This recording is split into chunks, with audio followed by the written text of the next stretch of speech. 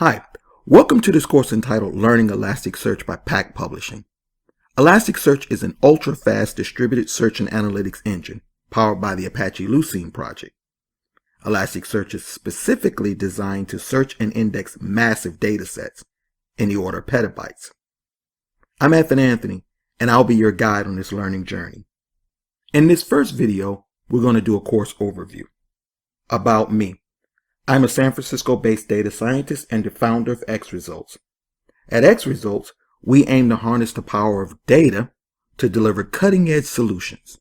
I'm also an AI enthusiast and avid innovator. When you think of this course, think of it as being separated into 3 parts. In part 1, the introduction, we introduce you to the concept of ElasticSearch. As is the case with any new technology, it's important to know exactly what it does. Here, I'll start by defining ElasticSearch, and from there, I'll walk you through the straightforward process of installation. I will also detail the goal of ElasticSearch as a technology, and this part concludes with me highlighting some of the changes in the latest release, which is version 5.0. In the next section entitled Getting Started with ElasticSearch, I'll get you through the process of working with ElasticSearch. More specifically, we'll get our hands dirty. But beforehand, I'll give you some compelling reasons for using ElasticSearch. From there, we will examine the parts that make up an ElasticSearch cluster. Finally, I'll guide you through the process of querying ElasticSearch with the Search API and DSL. That's the domain-specific language, the query language for ElasticSearch. And the final part, entitled Deep Diving into ElasticSearch, we'll dive deeper into ElasticSearch by looking at some do's and don'ts. We'll then move into the newly formed Elastic Stack, which leverages the power of several applications to create a full stack around ElasticSearch. I next guide you through the process of setting up an ElasticSearch cluster on the cloud via Amazon Web Services. We'll close things out with a look at some advanced queries with DSL, while concluding with a comparison between ElasticSearch and Apache Solr, 2 competing technologies. Upon completion of this course, you should have a firm understanding of ElasticSearch on a conceptual level, the ability to use the Search API to make requests, and knowledge of some good use cases for ElasticSearch. You will also be well on your way to creating a large-scale ElasticSearch cluster, along with having the ability to use aggregations to build analytics. And putting it all together, you will have the necessary skills to implement ElasticSearch 5.0 in the cloud. This concludes the overview for learning ElasticSearch 5.0. Welcome to this section of learning ElasticSearch 5.0 entitled Introduction. In this section, we're going to go through 4 things. We're going to talk about what is ElasticSearch, where I provide you with the definition. We're going to walk through the steps of installation. I'll cite specific goals of ElasticSearch as a technology, and we'll cover what's new in the latest version of ElasticSearch, which is 5.0. This particular video, we're going to start with defining ElasticSearch. More specifically, we're going to give you an introduction to ElasticSearch, cover some key features of ElasticSearch, and also we're going to go through some use cases, some common use cases for the ElasticSearch technology. So what is ElasticSearch? Today, there's an explosion of data. In short, data occupies every aspect of our modern day existence. With this comes the need to make sense of or glean insight from that data. What does this data mean, or how can we benefit from it? ElasticSearch technology allows you to easily search and index massive data sets with lightning fast results. And that's the first thing, it gives you lightning fast results. It's powered by Apache Lucene search technology, and ElasticSearch is designed to be distributed and highly robust. Finally, aside from search, ElasticSearch also provides an excellent analytics engine for logging and real-time data analysis. ElasticSearch is a distributed search engine built on top of Apache Lucene, as stated before, and this is the same technology behind Google Search. At its core, ElasticSearch is an analytics engine designed to be scalable, horizontal in nature, and simple to manage. The distributed nature of ElasticSearch makes it fault tolerant, and thus there's no single point of failure. This makes it resilient and reliable. ElasticSearch is also easy to get up and running. Most important, ElasticSearch is specifically designed to abstract away from the nuances of its underlying search technology and is language agnostic. So basically, implementing ElasticSearch allows you to focus on your core technology while adding a powerful search layer without the need to be an expert in the low-level workings of said search technology or have any expertise in any one specific language. So you don't need to be a Java programmer, for example. Finally, we have 4 use cases here, and these are just 4 small sample size. Many companies are implementing ElasticSearch. Facebook uses ElasticSearch. Initially, they started off with 1 application, and then they expanded to several. New York Times provides search for over 164 years of publications. Salesforce does log analysis with ElasticSearch, and eBay allows you to search 800 million plus listings in sub-second time. So to recap, ElasticSearch is powered by Apache Lucene technology, the same technology behind Google Search. It's distributed and thus fault tolerant. It's an analytics engine. It's a horizontal document store, JSON based. It provides lightning fast search, open source, and free, well documented with a great community, easy to set up, which we'll see in the installation videos coming up. And it's language agnostic, which means you're not bounded to one specific programming language. And that concludes this video. Up next, we're going to go through the process of installing ElasticSearch. Welcome to this video in Learning ElasticSearch 5.0 entitled Installing ElasticSearch. In this video, we're going to go through the steps of installing ElasticSearch. We're going to start up the cluster via command line. In addition to, we're going to install a tool for data visualization, and that tool is known as Kibana. Now, the reason why we're installing Kibana at this point is because Kibana has a neat developer tool that allows us to essentially interact with our cluster, add documents, remove documents in a very clean interface. And also we're going to view Kibana from the browser. Kibana is browser based. First, before we get started, you need to know that before you install ElasticSearch 5.0, you need to have at least Java 7 or higher installed on your system. Moving on to installation. Installing ElasticSearch. And first you need to download from a specified location, and that's based on your operating system. So I'm using the Mac version. Then you extract the downloaded file into a directory, you map to that directory, and you run a specific command to start the cluster. And that command is bin/ElasticSearch for Unix, and we reverse it for Windows. Installing Kibana is pretty straightforward as well. Same thing pretty much. You download the zip file, and then you extract it into a directory, and you map to that directory. Kibana has an extra step, however. What you have to do is you have to edit the Kibana configuration file. And then once you edited the configuration file, you can go through the process of running the command. And then you point your browser to localhost port 5601, which is where Kibana rests. So let's get to the installation. Here I've downloaded both files, one for ElasticSearch and the other for Kibana. What I'm going to do is I'm simply going to extract first the ElasticSearch. Now what I tend to do is I'll rename it to something more intuitive, and that makes it easier for me to use command line to get to that directory. We're going to do the same thing with Kibana. Okay, I'm going to change that to just Kibana. Now remember earlier when I told you that you needed to edit the configuration file for Kibana. That configuration file is located inside the Kibana directory and in the config subdirectory. That file is named kibana.yml. So I right click and I use a text editor.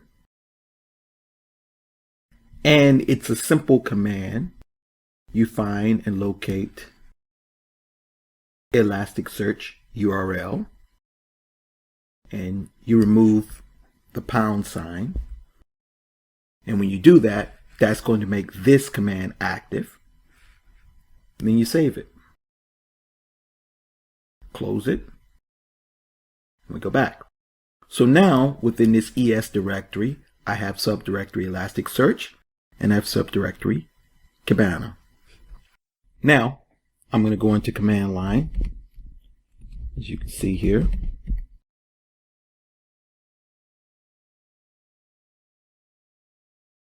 Okay, now I'm going to first go to the ElasticSearch directory,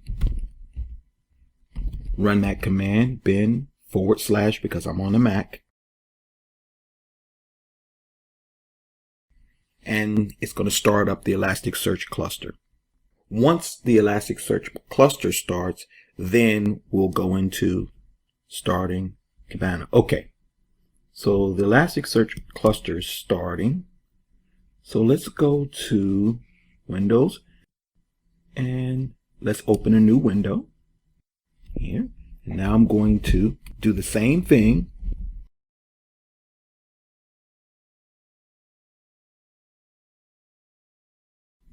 Go to the Kibana directory, and again, bin /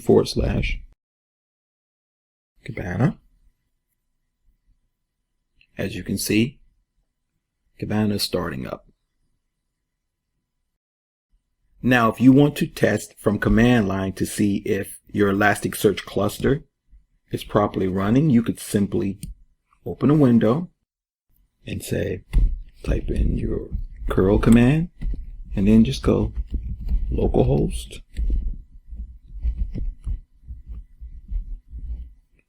and it sits on port 9200. ElasticSearch does. As you can see, we have successfully started our ElasticSearch cluster. Okay, so now that we've started our ElasticSearch cluster and we've started up Kibana, we can go to localhost port 5601, which is where Kibana rests. You see we're loading that up. Okay, so now that Kibana started, we're just interested right now in the development. So we go to the development tool.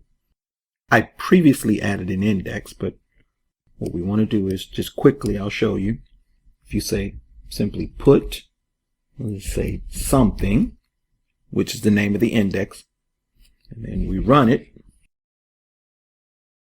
it's successfully added. If we want to check it, we could just say get,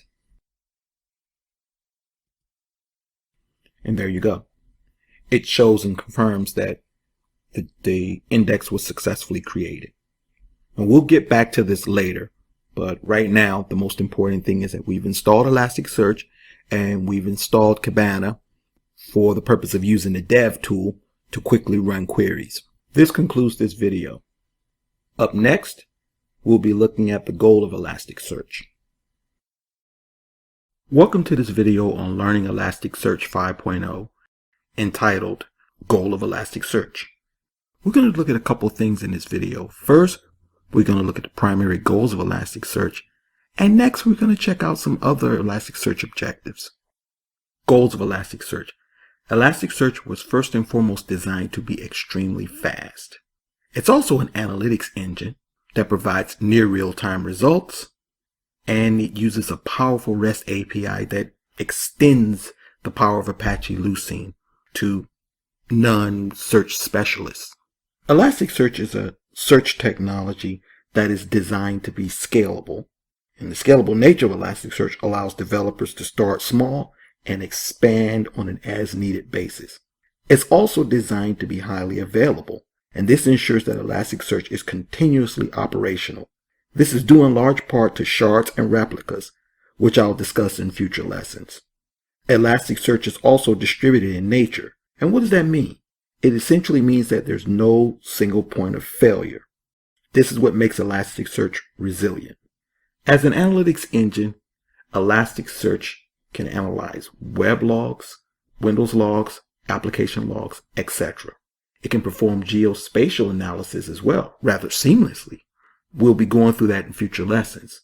In addition, lightweight data shippers allow you to easily bring in data from external sources. And once in the cluster, you can use Logstash to help analyze that data. Near real time. Now, when a document is added to the Elasticsearch cluster, it goes through a process. And that process is known as indexing. As such, an inverted index is created. And the short of it is inverted indexes are simply a mapping of the words to their sources. And we'll go through that, a deeper explanation of inverted indexes in future lessons. But once that happens, then the data is available.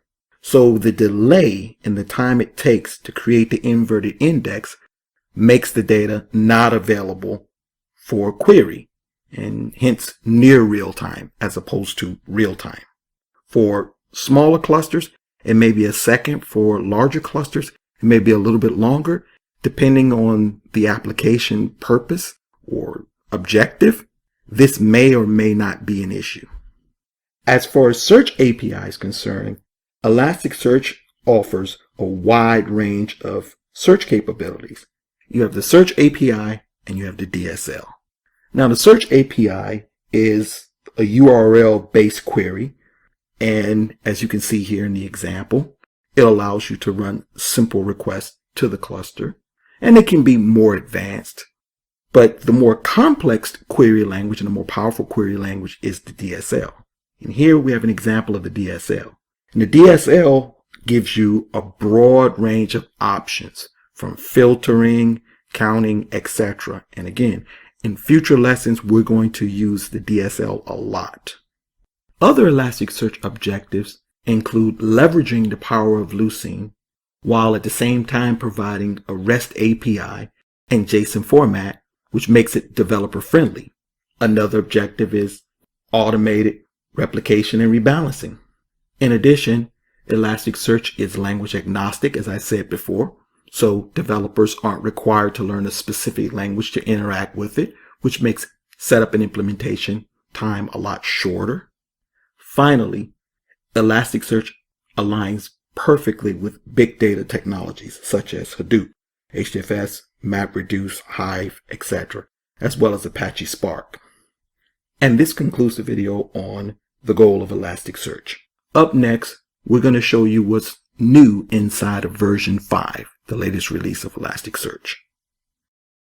Hello, welcome to this video on learning Elasticsearch 5.0 entitled What's New in version 5.0. In this video, we're going to cover 3 areas. First, we're going to look at some changes in version 5.0, the latest release for Elasticsearch. And then we're going to take a look at the new Elastic Stack, which is a consolidation of applications. And finally, we'll take a glimpse at some of the lower level changes that were made, some of the not so obvious changes to the average user. It's important to note here that, for the sake of consistency in versioning, Elasticsearch 5.0 unified all the release numbers. In effect, future versions of Elasticsearch 5 releases will coincide with the version of Kibana, Logstash, and Beats. Otherwise, Elasticsearch 5.0 was substantially upgraded to consolidate the app stack. In addition, steps were taken to optimize indexing, reincorporate scripting, and much more. As many of the changes are at the lower level, I'll start with the more apparent changes and quickly move through some of those changes that may not be immediately visible to the average user. New Elastic Stack. Elasticsearch 5.0 consolidates all associated projects to form the aptly named Elastic Stack. To begin with, you have Kibana. And Kibana is the tool used in conjunction with Elasticsearch for data visualization, which forms the visualization layer. And then you have the core, which is Elasticsearch. And that layer allows you to store, index, search, and analyze data. And next, you have Beats and Logstash. And finally, you have XPacks. And XPacks consolidates security, alerting, monitoring, graph, and reporting to create a more simplified setup and installation process. We'll dive more into XPacks much later in the course. other changes made to version 5.0. Apache Lucene has been upgraded in ElasticSearch 5.0 to version 6. With this upgrade comes a new three-dimensional data structure which consumes half the disk space, creates a 25% performance boost, and is twice as fast as before. Now, this is particularly important when it comes to metrics and logging use cases.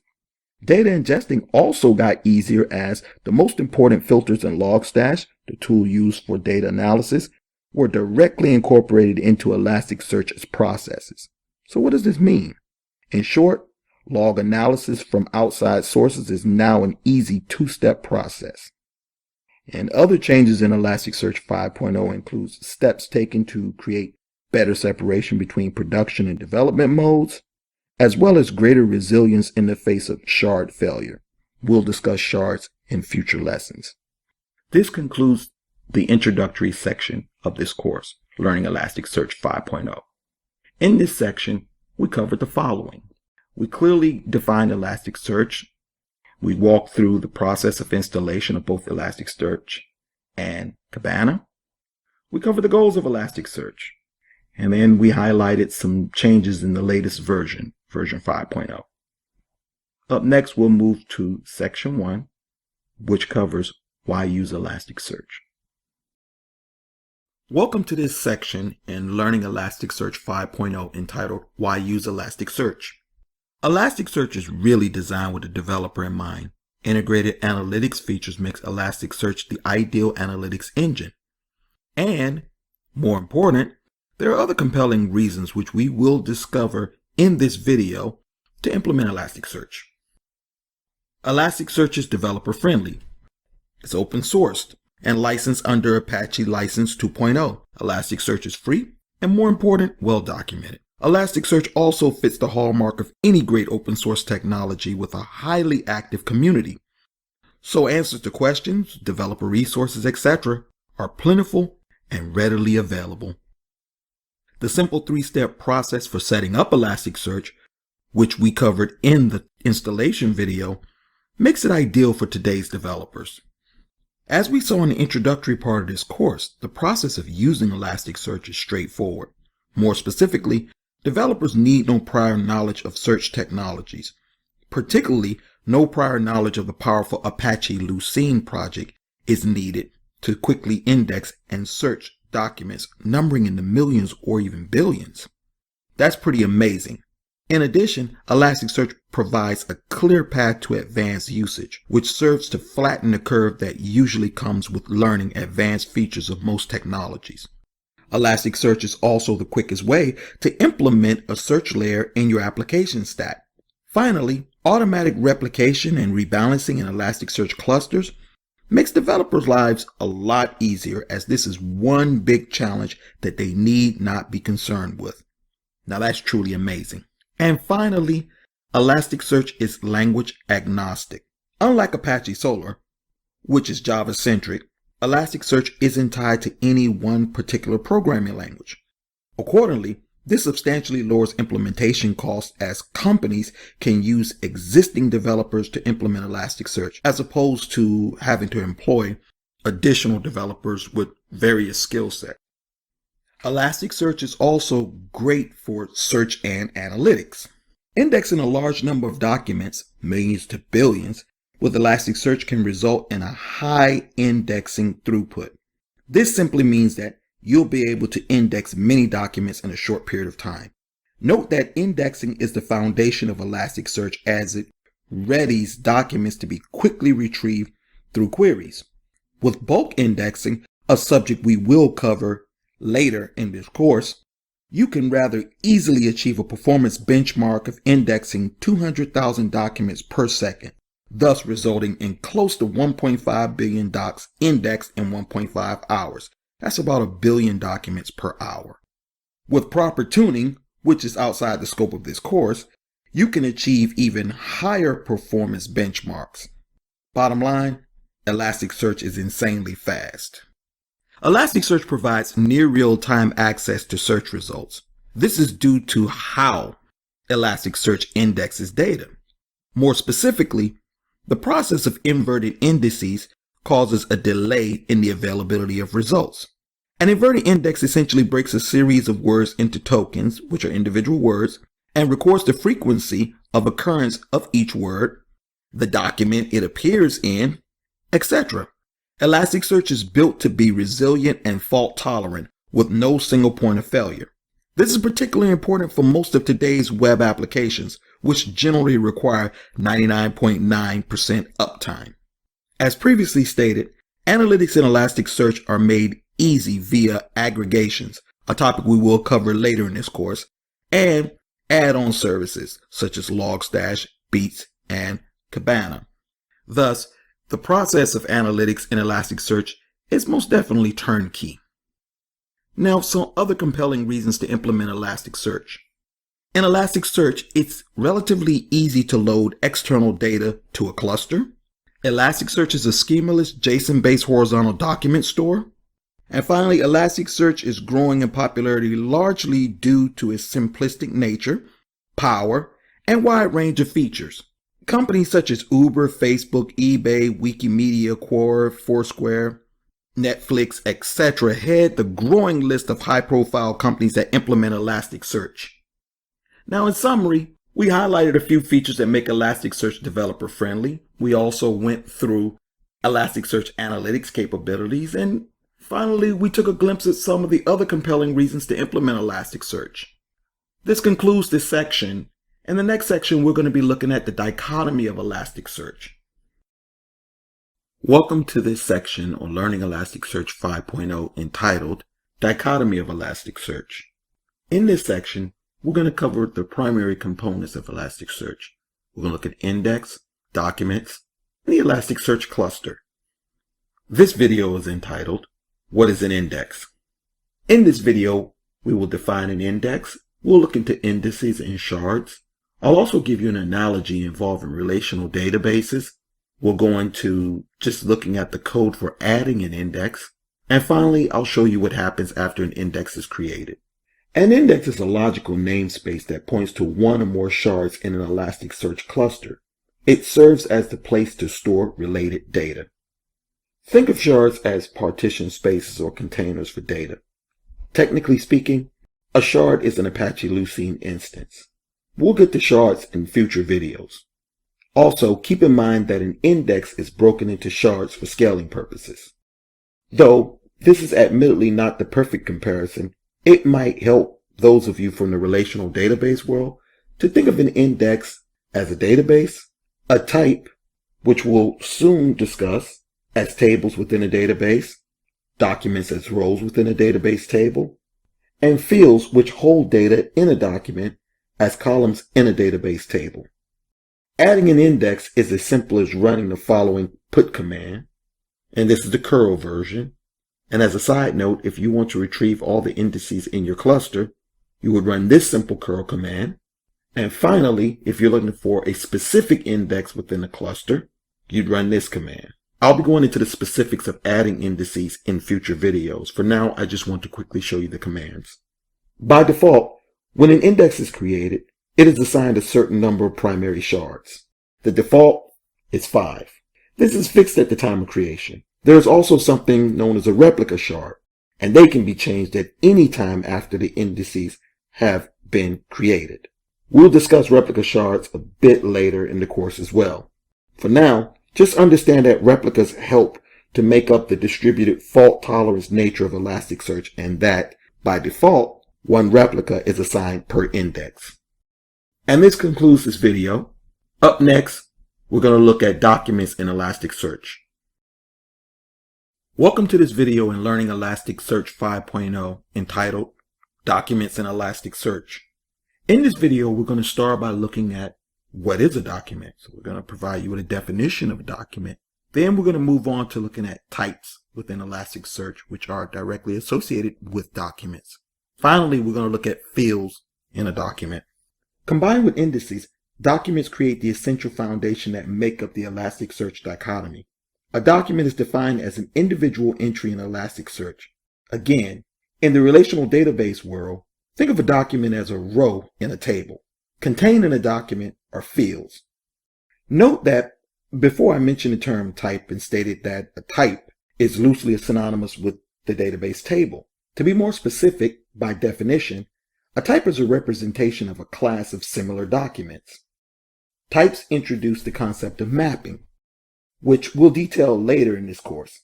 For now, the most important thing to understand about mapping is that, like a database schema, it allows you to describe the field properties of a document of a given type. So for example, the field entitled name can be designated as a string, and so forth and so on. So let's take a look at an example of types. Here we have an index named bank, and within that we have customer types. So think of banks as database, okay? And then your table would be customers. And then your document, you have customer, one individual customer, and contained in that document you have fields, first name, second name, account. And each field is described by a certain type. So for example, the first name and the last name are strings and the account is an integer.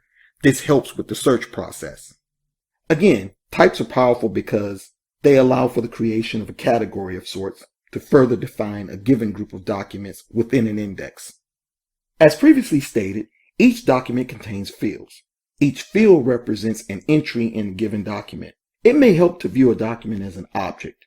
Every individual document is associated with an index and a type, and fields are associated with documents. We'll go into both index and document creation in the upcoming sections. To get a better idea of how documents look, we'll create a document with a test index and a test type, which is named test_doc. So here we have the test index and the test type. We'll create a document with the ID value of 5. The document will contain 3 fields: the name field, the years field, and the date field. Our purpose is to view the document structure and to see how dynamic mapping, the process of ElasticSearch dynamically applying default mapping to fields in a document, works. Okay, so now that the document is created, let's take a look at the resulting document. Get command. As you can see, we have 3 fields: name, years, and date, along with their associated values. Now let's check out the mapping. To do that, we say test index, call the mapping API, test_doc for the type, field, and we list each field because we want to see the mapping for each one, and date. Okay, here we have our mappings. As you can see, the date is the type date. When you look at the mapping, you notice that without us specifying it, ElasticSearch was able to associate the type date with the JSON string value date. This is the process of dynamic mapping in ElasticSearch. Hopefully this gives you a better idea of how documents work. That concludes this video. Up next, we look at clusters. Welcome to this video in Learning ElasticSearch 5.0 entitled, What is a Cluster? In this video, we will walk you through the essential elements that make up an Elasticsearch cluster. We'll naturally start by defining an Elasticsearch cluster. Next, we'll look at nodes. Of course, you can't discuss clusters without going into shards, which are partitions of indices. We then move into replicas and the process of failover. As a side note, I decided to combine shards, replicas, and nodes with clusters in this section because collectively, they form the framework for high availability and fault tolerance in Elasticsearch. So what is a cluster? An Elasticsearch cluster is simply one or more instances of Elasticsearch running on a given network. Clusters are identified by name, with Elasticsearch being the default name. It is possible, and quite easy, to set up multiple Elasticsearch clusters on the same network by simply editing the configuration file and renaming the cluster. We will cover this later in the course. An Elasticsearch node is simply defined as an instance of Elasticsearch. As such, each newly started instance of Elasticsearch results in the creation of a new node. Multiple nodes in Elasticsearch represent a cluster, whereas one node, often used for development purposes, is known as a single node cluster. Nodes are equipped to handle the HTTP and transport protocols. While there are 4 designations for nodes, I will only highlight 2 of them for the purpose of this course. One is master eligible node and the other is data node. The master eligible node is responsible for controlling the Elasticsearch cluster, while the data node handles operations related to interaction with data. Shards represent the partition that indices are split into for scaling purposes. By default, 5 shards are created for each index. Shards exist because Elasticsearch is a distributed search engine. Shards are spread across multiple nodes, thus creating no single point of failure. The great thing about Elasticsearch is that it automatically balances the shards for you, both initially at the point of creation and in the event of node failure. This process is known as failover. So how do shards work? Shards are distributed across Elasticsearch instances, so if you have only one instance of Elasticsearch running, referred to as a single node cluster, all 5 shards will reside on that instance.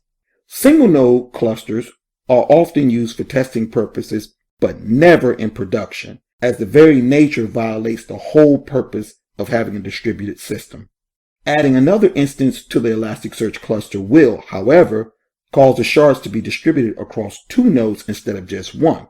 Say, for example, 3 shards on the first node and the remaining 2 shards on the newly added node. Let's take a closer look at shards. So first, we have a single node cluster with 5 shards, which is the default setting. Obviously, there's no distribution because only one node exists to house all shards. Now let's check out a multi-node cluster. Naturally, you have more than one node. Here, you have node 1, where you have the primary shards P0, P1, and P3. And you have the second node housing primary shards P2 and P4. This allows the distributed nature of Elasticsearch to manage massive amounts of data across multiple machines. Also note that shards are not free. Thus, to preserve resources, it benefits you to set the primary shard at 1 if you are on a single node cluster for testing purposes. Now let's move on to replicas. A replica is simply a copy of the primary shard, so each primary shard results in a duplicate shard containing the exact same data. As such, if node 1 fails, copies of its primary shard will exist on node 2, assuming 2 nodes exist in a cluster. Accordingly, a copy of the original data from node 1 still exists because the replica nodes will then become the primary nodes. Assuming you originally had a 2-node cluster, the loss of 1 node will result in a 1-node cluster. What will happen then? The cluster status will change, which we'll cover in future videos, from green to yellow. When the last node rejoins the cluster, which occurs automatically after node failure, the status will return to green. But not before the newly added node is synchronized with other nodes. This guards against the possibility that something was written to the operating nodes during the downtime. Replicas merit a closer look. Here, we assume a 2-node cluster again, with default 5 shards and 1 replica. As distributed systems go, our first 3 primary shards rest on node 1, with the remaining 2 primary shards resting on node 2. At this point, the cluster status is green. Now, let's look at what happens if node 2 failed. Originally, you had node 1 with the first 3 primary shards and 2 replica shards, but now there is no node 2. So what happens? Well, in this case, the replica shard in node 1, which is R3 and R4, will become the primary shards P3 and P4, and the cluster status will shift to yellow, which is warning, because now you have a single node cluster with no ability to replicate or distribute shards. However, once a new node has been started, the newly added node is synchronized with other existing nodes and the shards are redistributed across both nodes accordingly. And as you can see, you have your distribution again between 2 nodes. A final note on replicas. Replicas are important for 2 reasons. 1, replicas provide high availability for the Elasticsearch cluster. So in the event that, say, node 1 fails, the replica shard that mirrors the lost primary shards on node 1 will become the new primary shards, and the new replica shards will then be recreated. This is known as failover. For this reason, a primary shard and a replica shard will never be located on the same node. The number 2 point is that replica shards allow you to scale out throughput and search volume. More specifically, and this is very important, along with primary shards, replica shards can be searched. This allows for searches to be executed on all replicas in parallel. And that concludes this video. Up next, we're going to be looking at setting up shards and replicas. Welcome to the final video in this section on the dichotomy of ElasticSearch entitled Setting Shards and Replicas. In this video, we'll first learn how to confirm the number of shards and replicas in an index. We'll also learn about setting the number of shards and replicas, along with any other associated caveats. So let's get to it. What we're going to do is run a series of commands. First, we want to find out how many shards and how many replicas we have on a given index. And there are a couple commands we can run for that. Note that I've already started ElasticSearch, our ElasticSearch cluster. With a running cluster, we'll just issue the curl command.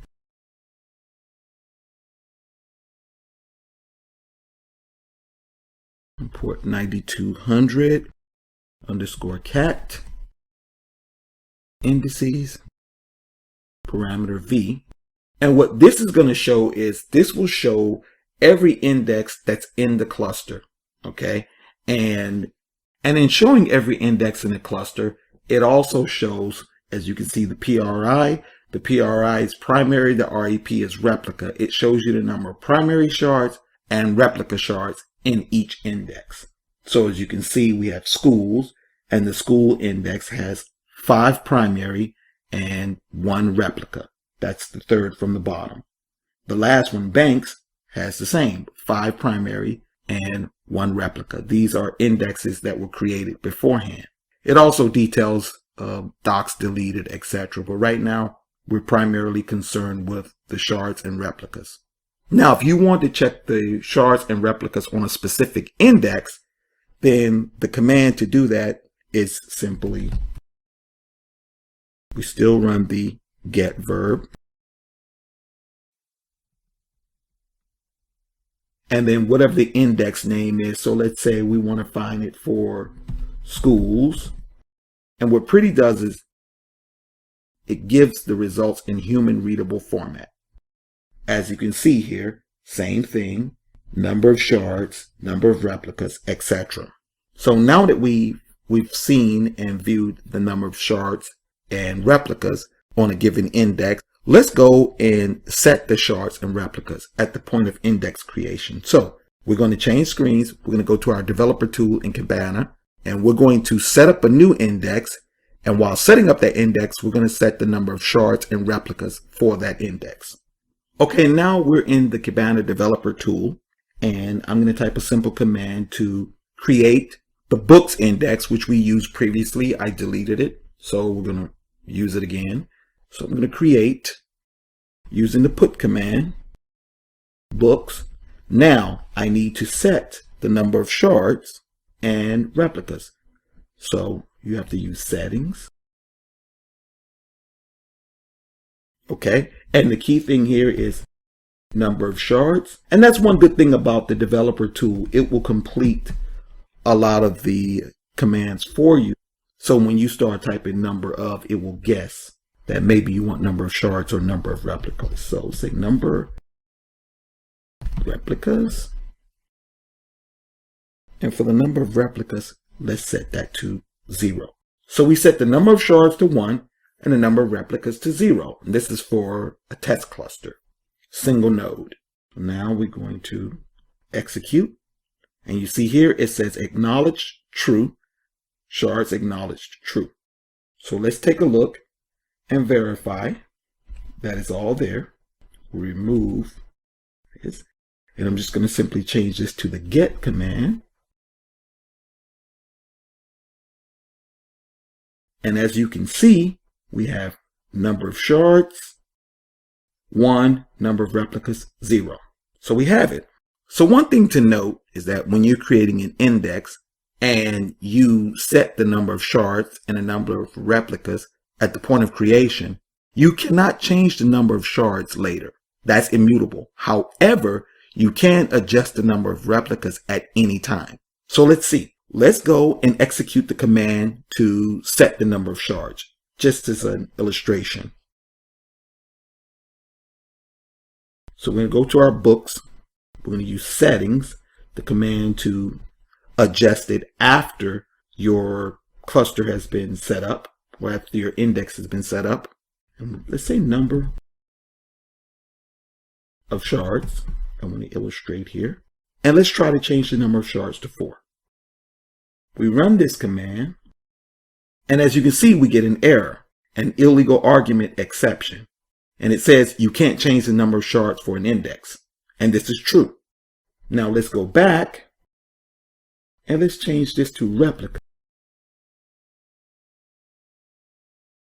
So now we're going to adjust the number of replicas. So let's just say we're going to make it 2.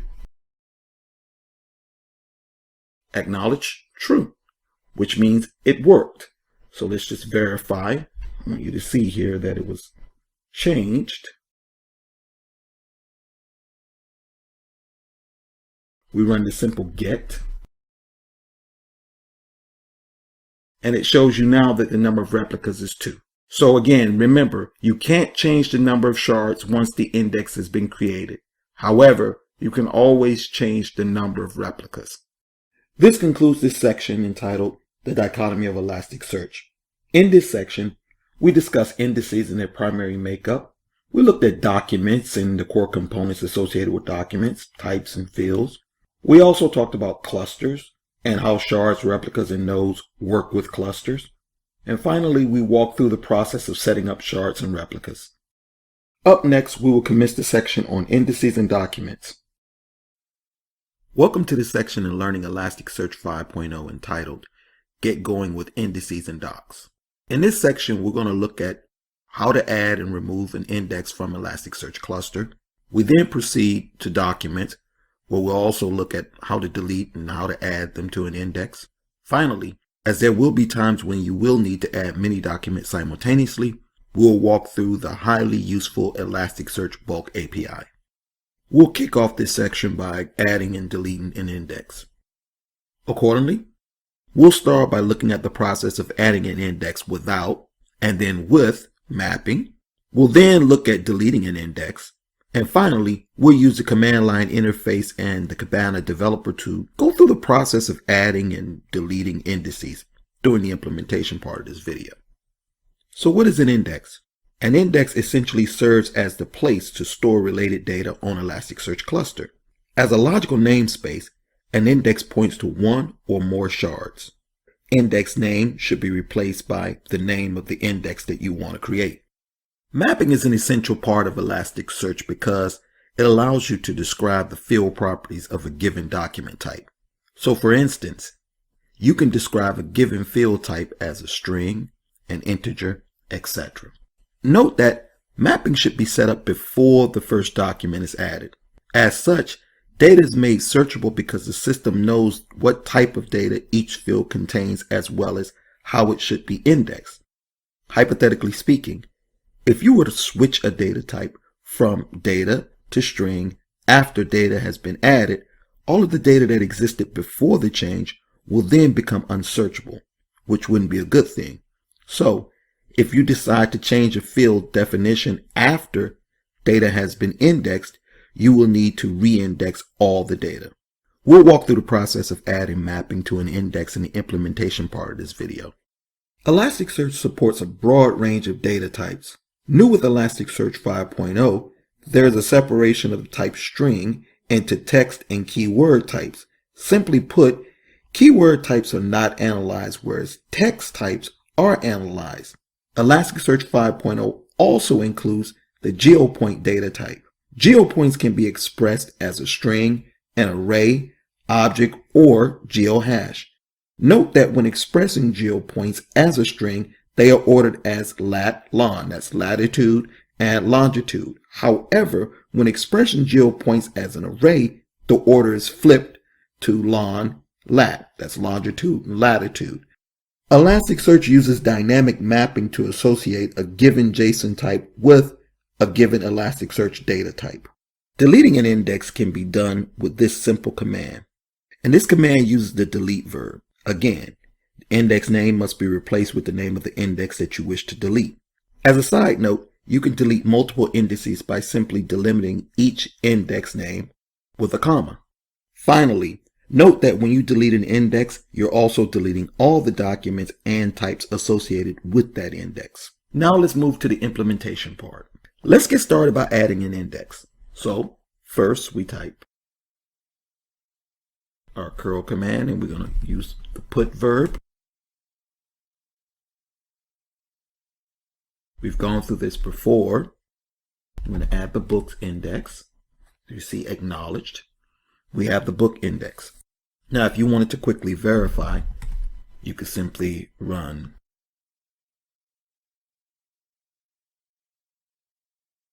and go to the books, and you'll see that it's run.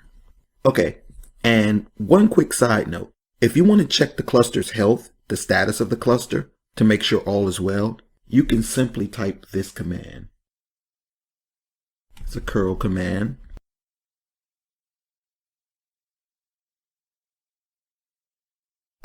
To our local host.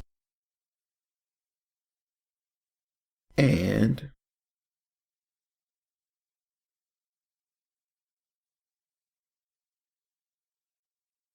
okay, and we're going to use pretty.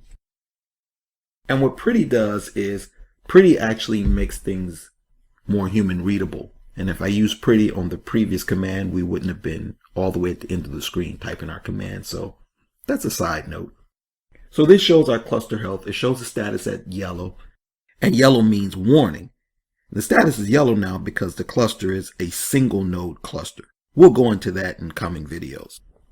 Okay, now that we've added our index, I've decided to switch over to the developer tool in Kibana. And what we're going to do here is we're going to look at mapping. And before we start here, what I'm going to do is I'm going to go through and I'm going to quickly run the delete on books, because what we're going to do is we're going to recreate books using mapping. So now books no longer exist. We can go through here and see.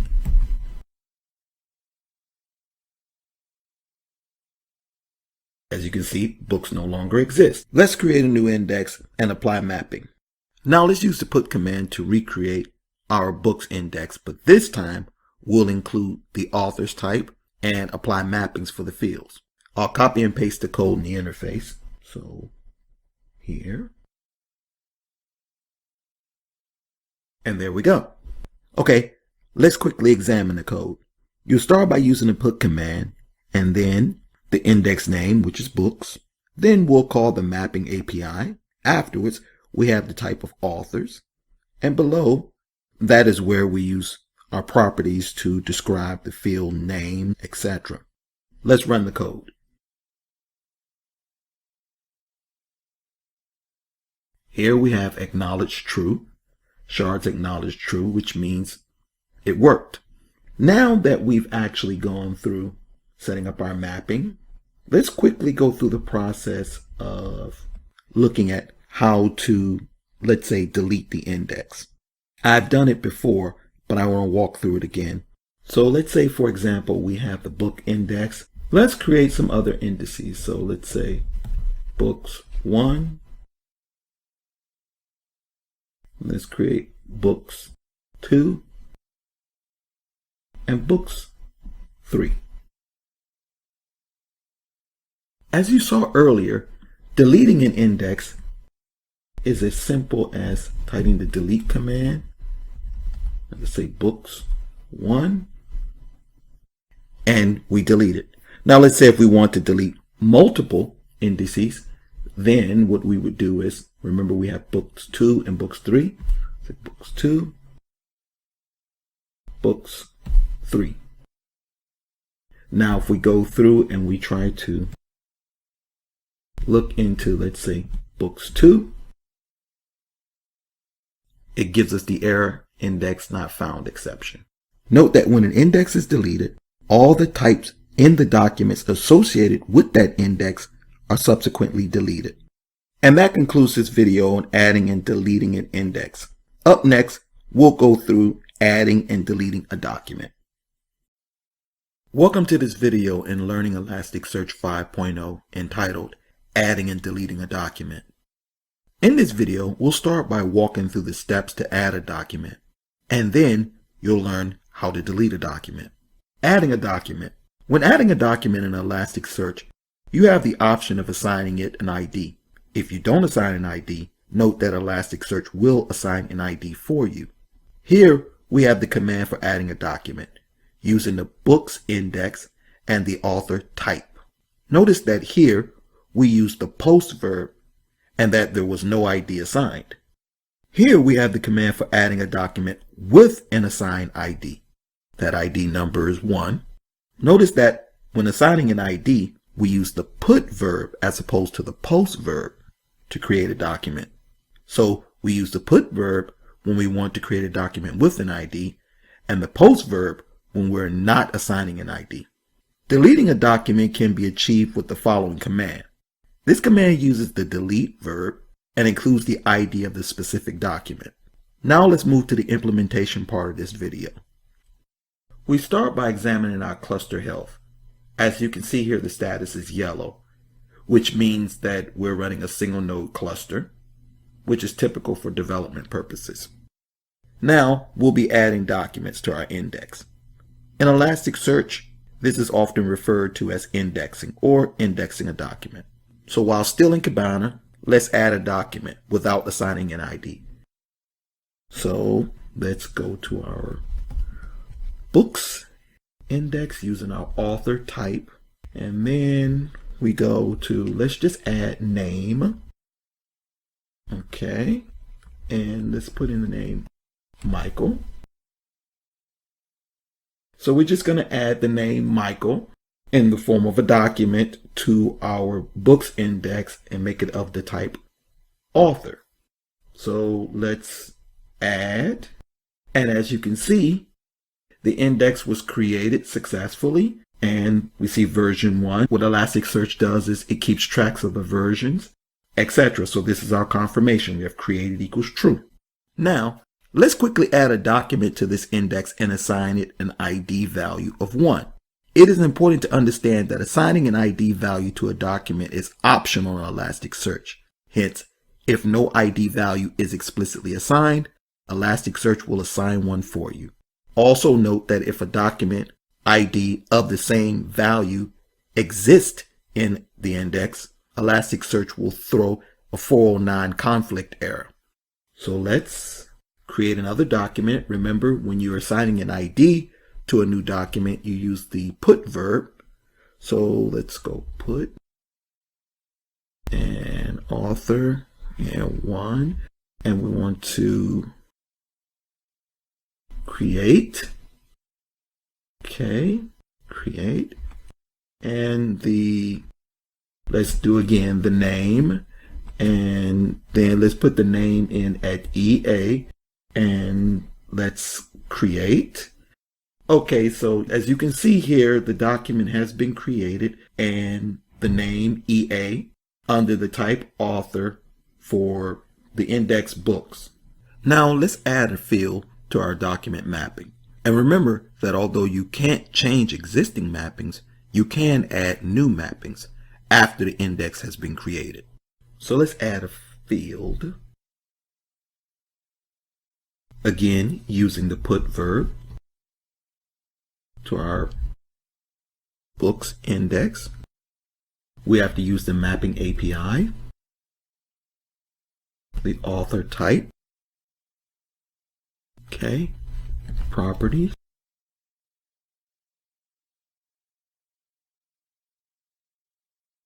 now we're going to add the field total books,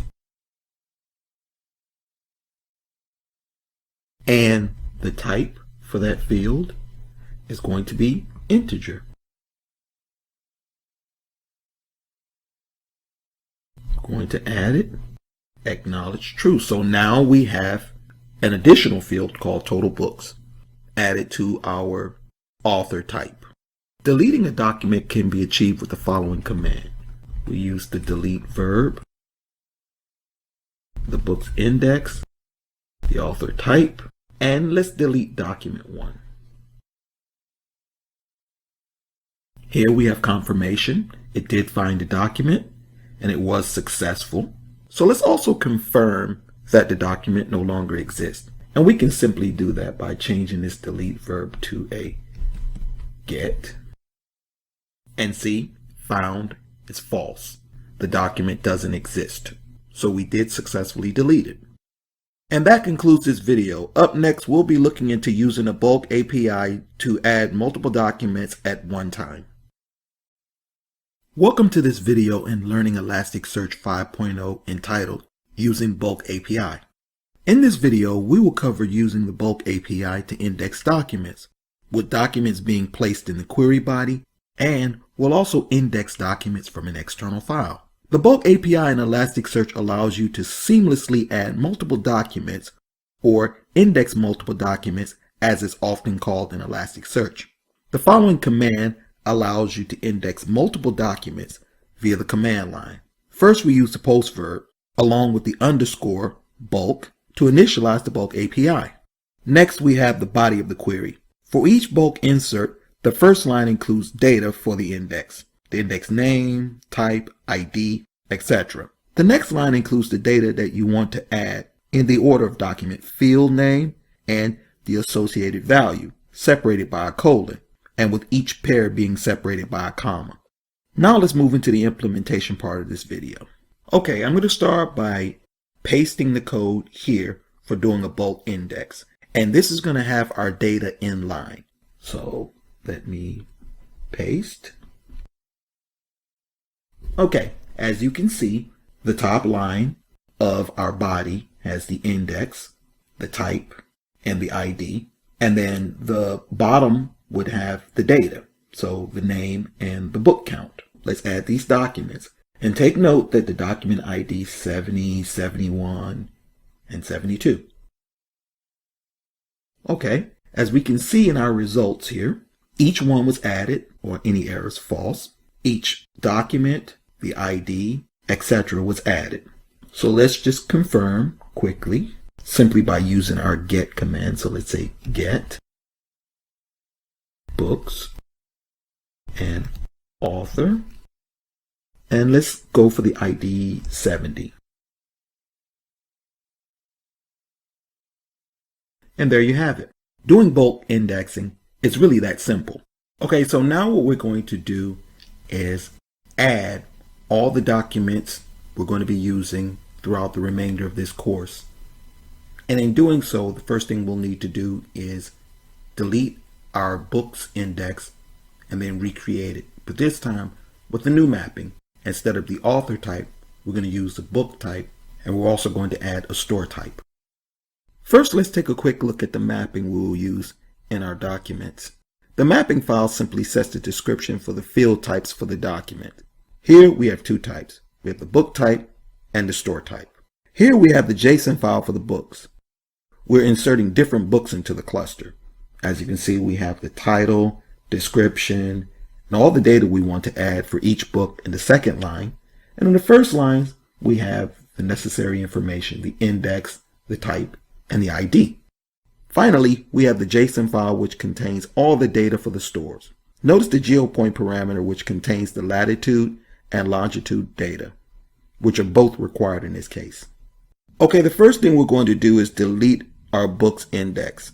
And we're going to delete and then create it again because it will be the index used throughout the rest of this course. So, delete books. Okay, now that we deleted the books index, let's recreate it, but this time with our mapping, which involves the types book and store. So now that we've deleted that, we're going to paste the mapping that we've created. So let's paste here.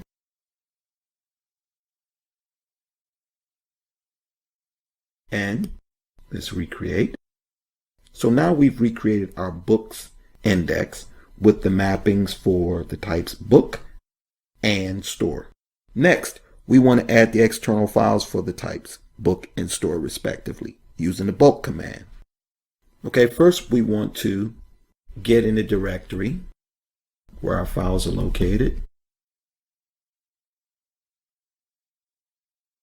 And now we issue the bulk command.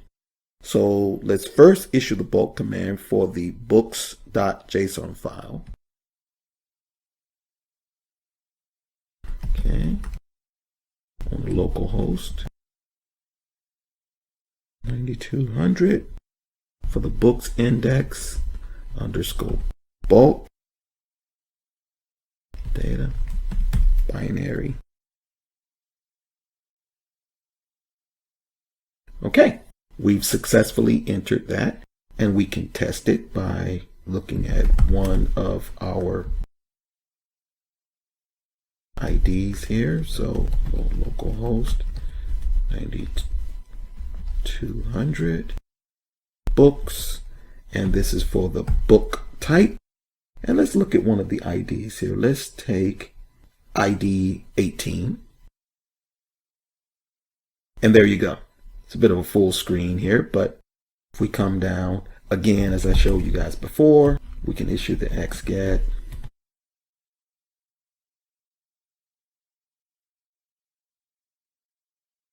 Okay, book and 18, and let's use the pretty parameter. And there you go. So the books were successfully added. Now let's add the stores. Same thing here. Post 100 books, but this time bulk. We want to add our store.json file. Okay. Again, let's take one of the IDs here. So let's take ID number 1 and confirm it. So we go xget from the books index. Again, this one is store. The type is store, and the number is 1. We want to use pretty so that it's human readable. And there you go. We've successfully added our books and our stores to our Elasticsearch cluster. And I'd like to make one final note regarding this video. And the final note speaks to changes in Elasticsearch 5.0. Regarding mapping, in the implementation part of this video, you saw the mapping that I created. It is important to reiterate that Elasticsearch 5.0 has replaced the use of string with text, which means the field will be analyzed before being placed in inverted indices, and keyword, which is not analyzed. These types combine to replace the string type. Keyword type should be used because you'll seek the exact value of the ISBN on each search. Hence, no full text search is needed on that field.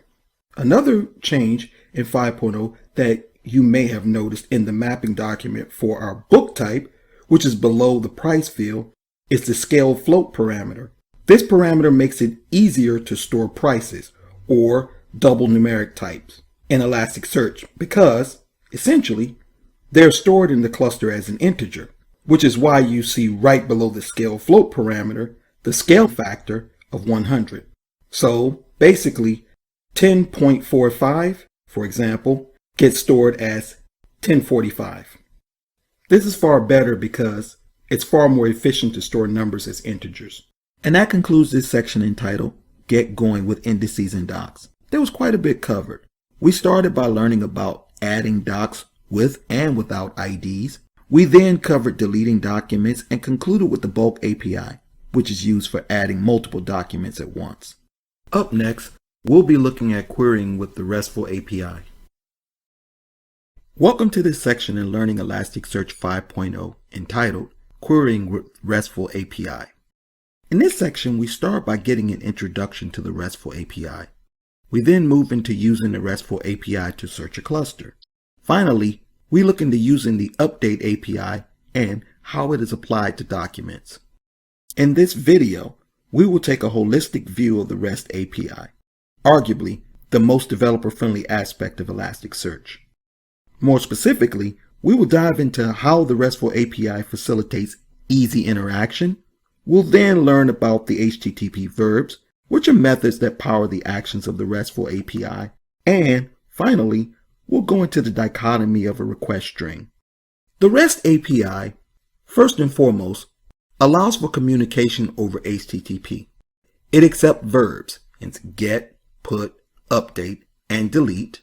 It facilitates interaction using web client or command line. And finally, it simplifies the process of cluster interaction. The dichotomy of a request string. Quickly looking into the command line query string that we've been using thus far, we can clearly see that a string breaks down into the verb, which is the HTTP method used to execute commands.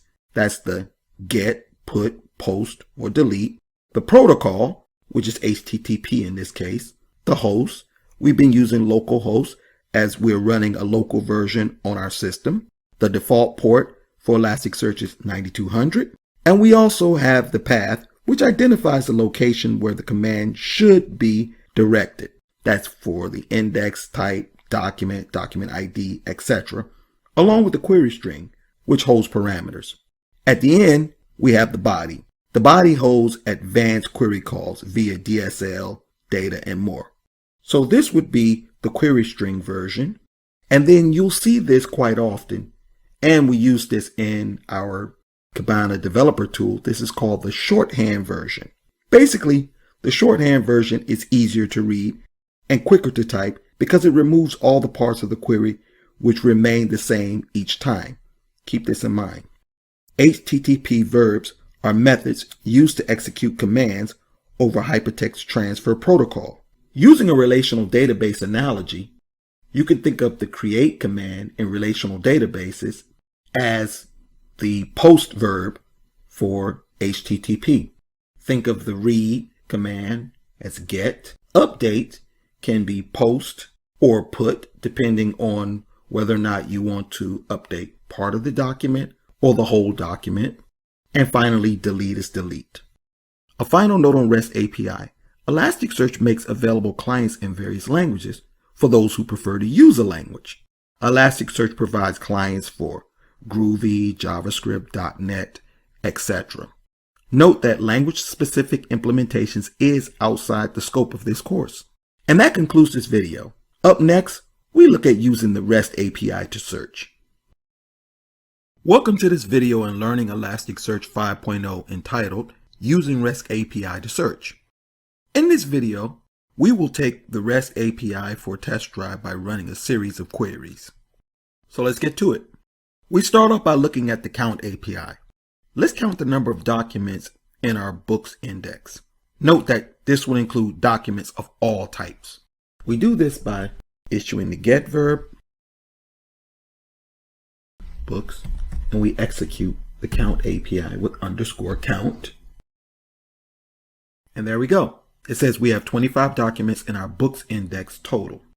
Now let's count the number of documents in our books index of a given type, more specifically, those of the book type. To do this, we simply add the book type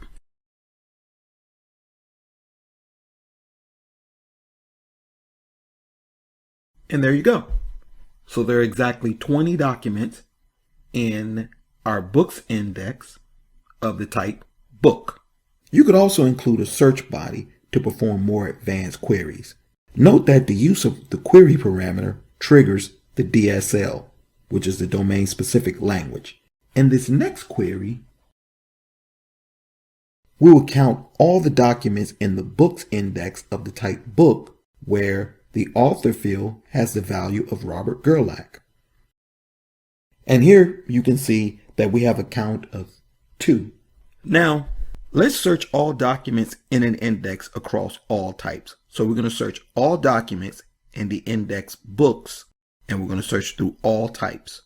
I'm going to search for a match for the field author, where the value's name or the value is Dennis Alder. And here we have one document that exists across all types in the books index that matches the value of Dennis Alder in the author field. When you expect a large number of docs to be returned, you can use pagination to make the results easier to read by limiting the number of results shown on screen at any given time. Pagination centers around the size and the from parameters, where size indicates the number of results you want returned, the default is 10, and from sets the starting point, and the default on from is 0. So let's run pagination.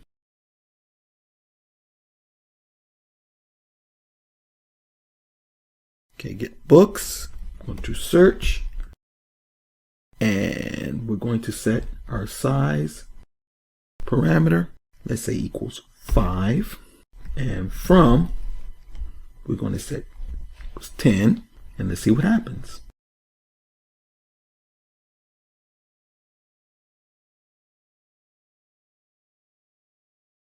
What we've done is we've retrieved all the documents from the books index, which, as we know, there should be 25 documents. So it only gave us the first 5. If you change the from to 0, here you get a different starting result. So whereas with 10, the first document you got listed was document ID 12, title Cars, the Definitive Visual History of the Automobile. If your from is 0, then you get the title Innovators High, which is book ID number 1. The default again on from is 0. Remember we talked about in ElasticSearch 5.0, string became either text or keyword. And this really decides whether or not you use a match query versus a term query.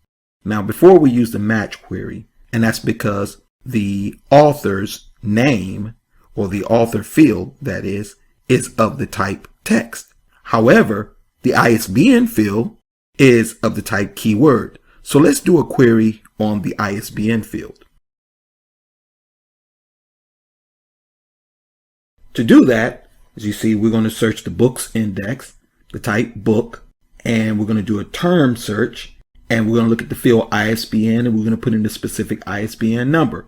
Now remember, when you do a term search, it looks for the exact value because the ISBN is the type keyword, so it looks for the exact value, whereas the type text would actually do a full text search. And again, it yields the book Innovators High. So if you're going to do a specific search for a specific value, then it is better to use term. With things like the ISBN number or codes, you definitely want to use a keyword type for that field. Otherwise, you use a text type. We're going to do a match search across multiple indices and multiple types. So I've created a magazines index and also a magazine type, just a bogus index and type, just to illustrate that this can be done. So our query will look something like this. So again, we're using our get verb and we're going across books and magazines, and the types book and magazine. Notice each is delimited by a comma, and search. And we're looking for Robert Louis Stevenson in the author field of each of these indices and of these types. Let's see what we get. So our total hits are 3. Now, this is extremely important. 2 of the hits, the highest score, if you look at the score here, 5.478, okay, this was for the exact author. Now remember, author is of the field type text, so it is analyzed. And that concludes this video. Up next, we'll look at using REST API to update. Welcome to this video in Learning ElasticSearch 5.0 entitled Using REST API to Update. In this video, we look at using put versus post verb for updates. We then dive a bit deeper into using the REST API. Updating a document. There exists a great deal of confusion around the put versus the post verbs. Put is, in effect, a delete and then create command, all in one. Whereas post, on the other hand, allows you to make partial updates to a document. Like, for instance, if you wanted to just update one particular field. So let's get going. There are two ways to update a document. But first, let's create a new index. Let's create a bogus index. And I'm going to call it index_test.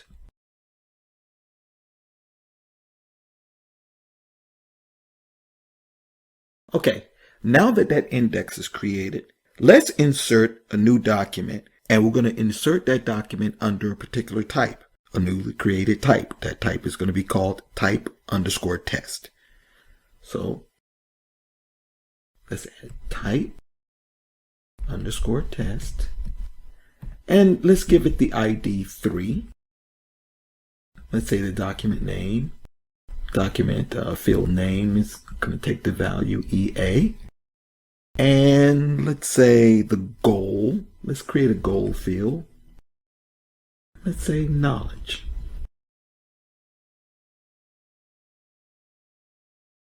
Okay, so we have this document, we're going to insert it. Okay, great. So the document has been created. Now let's take a quick glance at this document. And that's simple enough. We just replace this with get, index, the type, and the ID.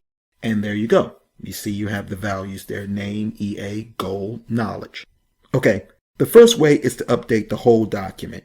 Now, be mindful of this. We're going to use the put command to update this document. So let's go put, and let's insert some new values for just the name. So let's say name. We're just going to do one field to illustrate our point. ElasticSearch. So we're going to change the name from EA to ElasticSearch. Watch what happens. This query replaces any previous document that had the value ID number 3. So a new document is created with the same ID and then re-indexed. The results show created as false because the document previously existed. Also note that ElasticSearch has incremented the version number to reflect the change. So this is version number 2. Now let's look at the document again to see what we have.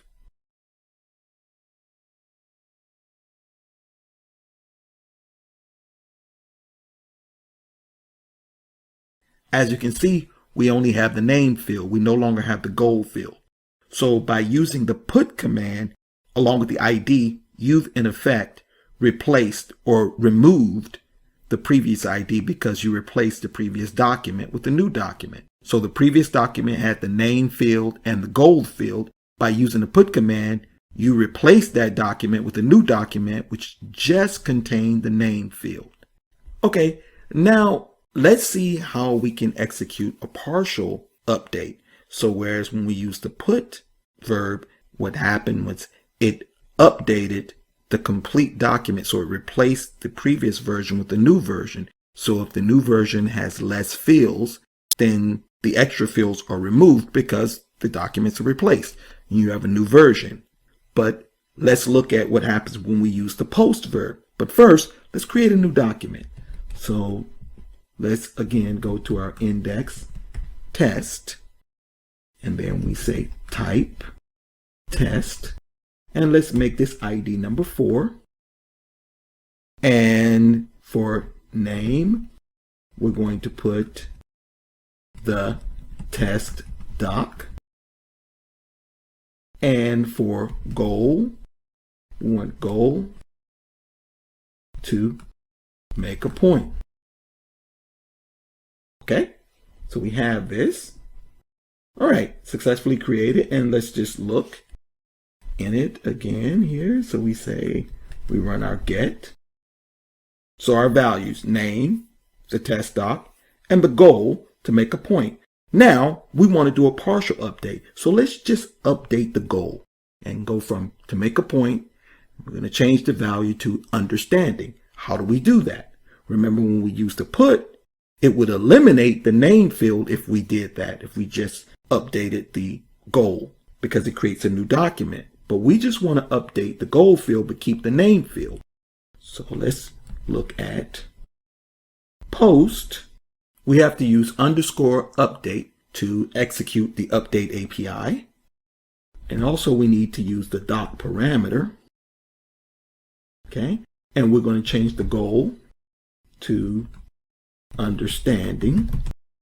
And let's see what happens. It says it was successful. Okay, so let's take a quick look at it and see if we have everything intact. Let's remove this. And we want to run the get verb. There you go. And this is important in Elasticsearch. And that concludes this section. In this section, we introduced Elasticsearch REST API. We broke down the dichotomy of a query string. And we also looked at HTTP verbs and how they are used to execute queries. We executed a series of queries ranging from simple document searches to pagination. And finally, we learned about updating a document, partial versus full updates, and using the put versus the post verbs. Next up, we'll look at how to add more power to your search with DSL. Welcome to this section in Learning Elasticsearch 5.0 entitled Power Your Searches with DSL. In this section, we start with an introduction to DSL. That's the query language for Elasticsearch. We then move into understanding DSL and follow that up with the hot topic of analytics. More specifically, we look at the aggregation-based analytics framework that's baked into Elasticsearch. In this video, we go through an introduction to DSL. That's the domain-specific language. We will start by defining DSL, and then we will look at the two clauses that make up a DSL query. We close things out by going into two specific types of DSL query categories and some associated subtypes in each. What is DSL? DSL is an ultra-powerful JSON-based language that lets you execute queries in Elasticsearch. DSL consists of two clauses. The first clause, the leaf query. Contained in a leaf query is a match, a term, or a range query which searches for a given value in a given field. Next, you have a compound query. A compound query essentially combines leaf query clauses and other compound query clauses to search for desired information. For the sake of brevity, three general types of queries will be covered in this video. However, as this course progresses, we will handle a wide range of query types. Accordingly, we'll be looking at match all, full text, and term level queries. Match all queries are the most basic form of queries. Match all queries return all content with a score of 1. We'll look at scores soon. This is an example of a match all query. Full text queries are used for searching bodies of text, e.g. pages of books, descriptions, etc. There are two types of full text queries we're looking at, the match query and the multi-match query. The match query matches text with the value of fields. Here's an example of a match query. In this query, what you're doing is you're looking for a match for the value of John in the field name in a given index, etc. Multi-match queries do the same thing as match queries, except they match text with more than one field. For example, notice the field section where you list the different fields you would like to search. So here you want to search city and state fields. Term level queries are designed to be used with structured data, so for numbers, dates, etc. The three types of term level queries we're going to look at are the exist, type, and range. The exist query returns documents with a minimum of one non-null in the original document field. Here's an example of an exist query. Type query matches documents based on mapping type. So for example, if you want to search all documents in the books index that were of the type book, then this will be the query you will run. Range queries find objects which have a value that exists between a range of values. Range queries are very important and often used. Range queries have parameters. So there's the greater than or equal to, greater than, less than or equal to, or less than. This is an example of a range query where we're actually searching a field named rating, and we're looking for values greater than 5. There are also compound queries, joining queries, geo queries, and many more. We'll dive deeper into queries in the upcoming videos. And that concludes this video. Up next, we will go into understanding DSL.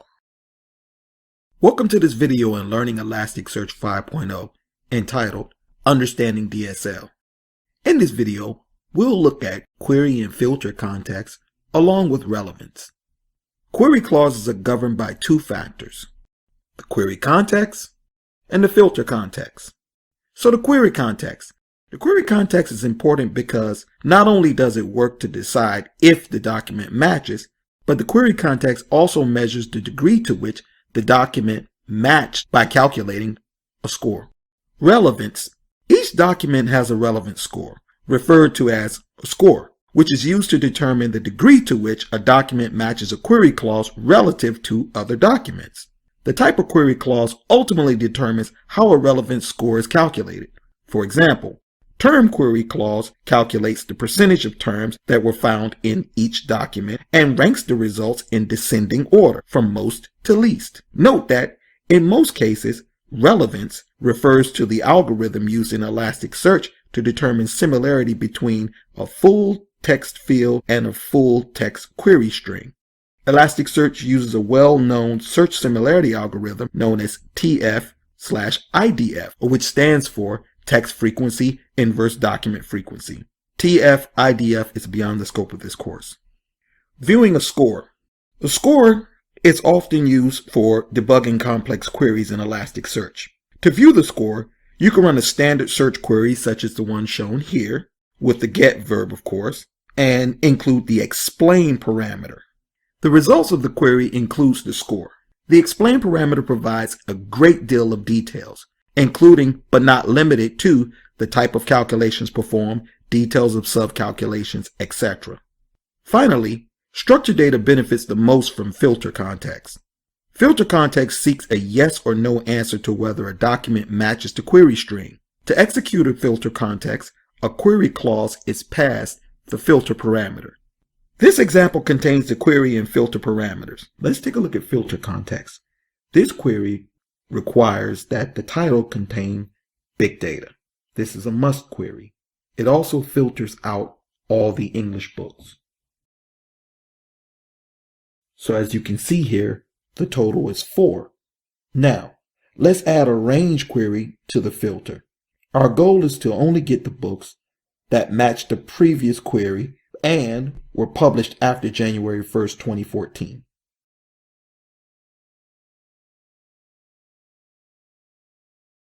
Okay, with our range query now added, we can see here that the number has gone down to 3. So for the books that were published after 2014, January 1st, there are only 3. And that concludes this video. Up next, we'll be looking at term queries and score boosting. Welcome to this video on learning Elasticsearch 5.0 entitled Term Queries and Boosting. In this video, we will cover term queries as well as how to boost the score to add weight to given results. Finally, we will run queries to gain better understanding of each in the implementation part of this video. Term queries.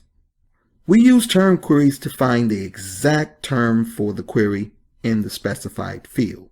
Here's an example of a term query. As you can see, we're looking for the specific name, Mary Smith, in the name field, for the type author in the book's index.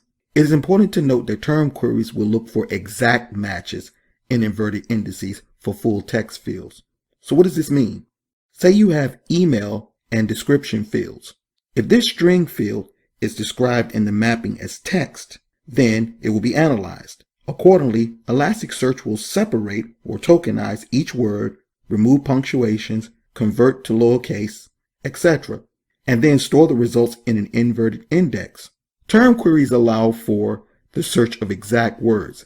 As such, term queries are most effective when looking up keyword fields as opposed to full text fields. So term queries work good with, we say, keyword fields, numeric values, or dates instead of full text. If you're querying full text fields, however, the match query is a far better option. Please keep this in mind. The boost parameter is used to add more weight or higher relevance score to one query relative to another. Here's an example of a query which uses boosting. As you can see, we're using the multi-match query, and we're looking across two fields, the title and the description. The query string is ElasticSearch, and we're looking in the books index and the type of book. The boosting comes in where you see the caret 2. This means that we're adding this amount to the score, which adds more weight to description relative to title. Now let's proceed to the implementation part of this video. So let's copy and paste our mapping to take a look. Using a term search on full text fields will not match because term searches seek an exact match, and in the case of full text fields, the words are separated and analyzed or broken into individual words. Let's take a look at this for better understanding. First, what we're going to do is we're going to create a new index, just a sample index, and we're going to call it learning_es with the type course. In doing this, we will set up the mapping for two fields. One field will be called full, and this will be a full text field type, and this is used to hold blocks of text like descriptions, pages, etc. And the second field we'll create is going to be called exact, and this is going to be of the type keyword. And keyword fields are used for things like tags. Okay, here we have the mapping for the learning ES index, type course, and properties. We identify or we define our fields. So as I said earlier, full is of the type text and exact is of the type keyword. This is going to help us to better understand the results of term queries versus match queries across full text versus keyword field types.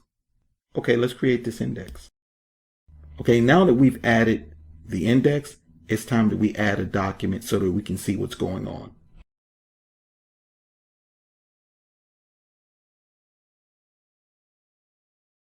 Okay, here we're going to add a document, label it ID 1, and we're going to add hello world exclamation point to both the full and the exact fields. Okay, now that's been created. Now to illustrate our point, we have the same text added to the full and the exact fields, while the full field will be analyzed before being placed into inverted indices. The second field, which is the exact field, will not be analyzed. Let's run term queries on each field to see what happens. Okay, first we're going to run a term query on the exact field. Now remember, the exact field is not analyzed, so it would actually go into the inverted index as hello world exclamation point, exactly as you see it here. As you can see our results, the count is 1, so it returned 1, which means it found hello world, the query string, in that field. Now let's run a term query across the full field, which was analyzed. Okay, paste our code. As you can see here, the count is 0. So when running a term query across a field that is of the type full text, if it doesn't appear exactly as it does in the query string, then it's going to come up with a count of 0. And this is extremely important. So in a nutshell, in this query, no match is returned because term queries seek an exact match, and no exact match existed in the analyzed field. It's about understanding that term searches seek an exact match. If you only had one word in the term search on the second query, it would have matched. But this is not an effective way to use ElasticSearch. So as a rule of thumb, if you're going to be using keyword fields, then run term queries over them. However, if you use full text fields, be sure to run match queries instead. Now, Just for the sake of clarity, let's run a match query across the full text field. You remember we ran a term query across the full text field and we got 0 hits. Let's see what happens when we run the same query, but instead we use match instead of term.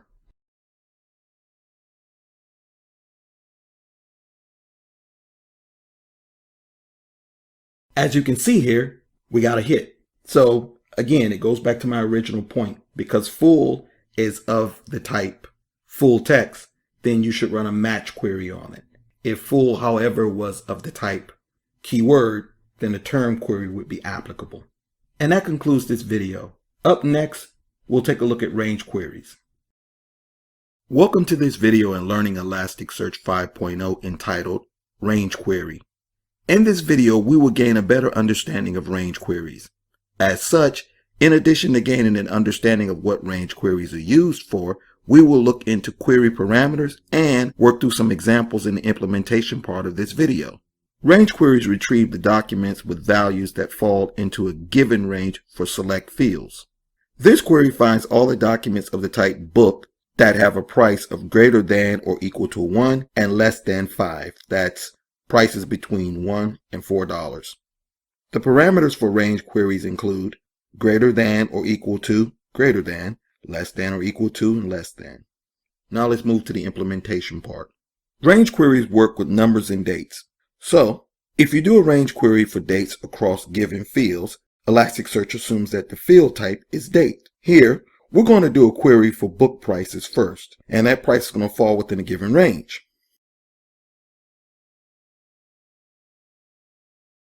As you can see, here we're going to query our price fields. We're going to look for prices that are greater than or equal to $18 and less than $30.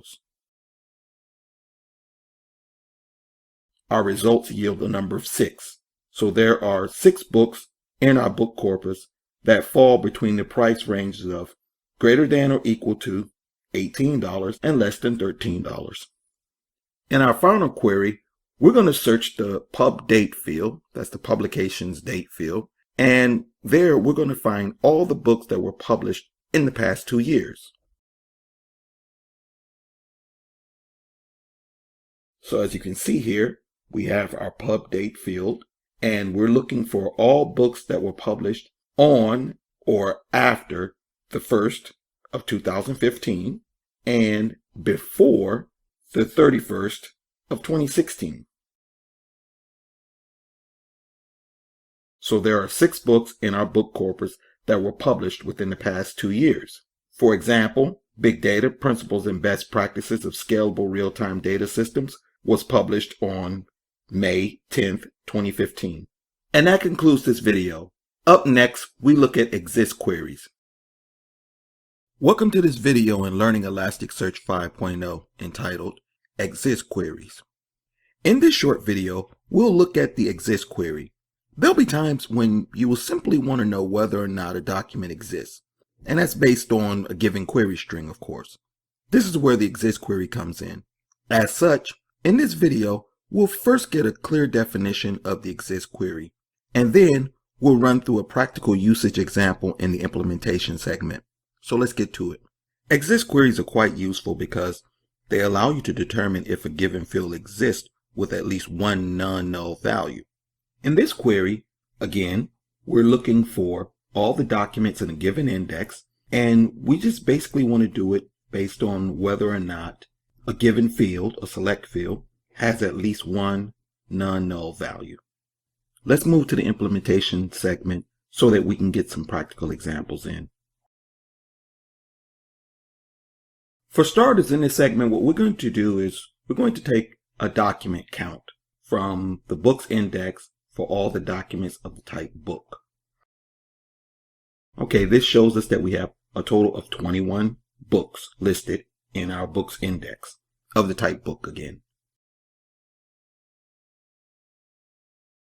Now we'll use an exist query to look across the ISBN fields for all documents that have at least one non-null value in that field.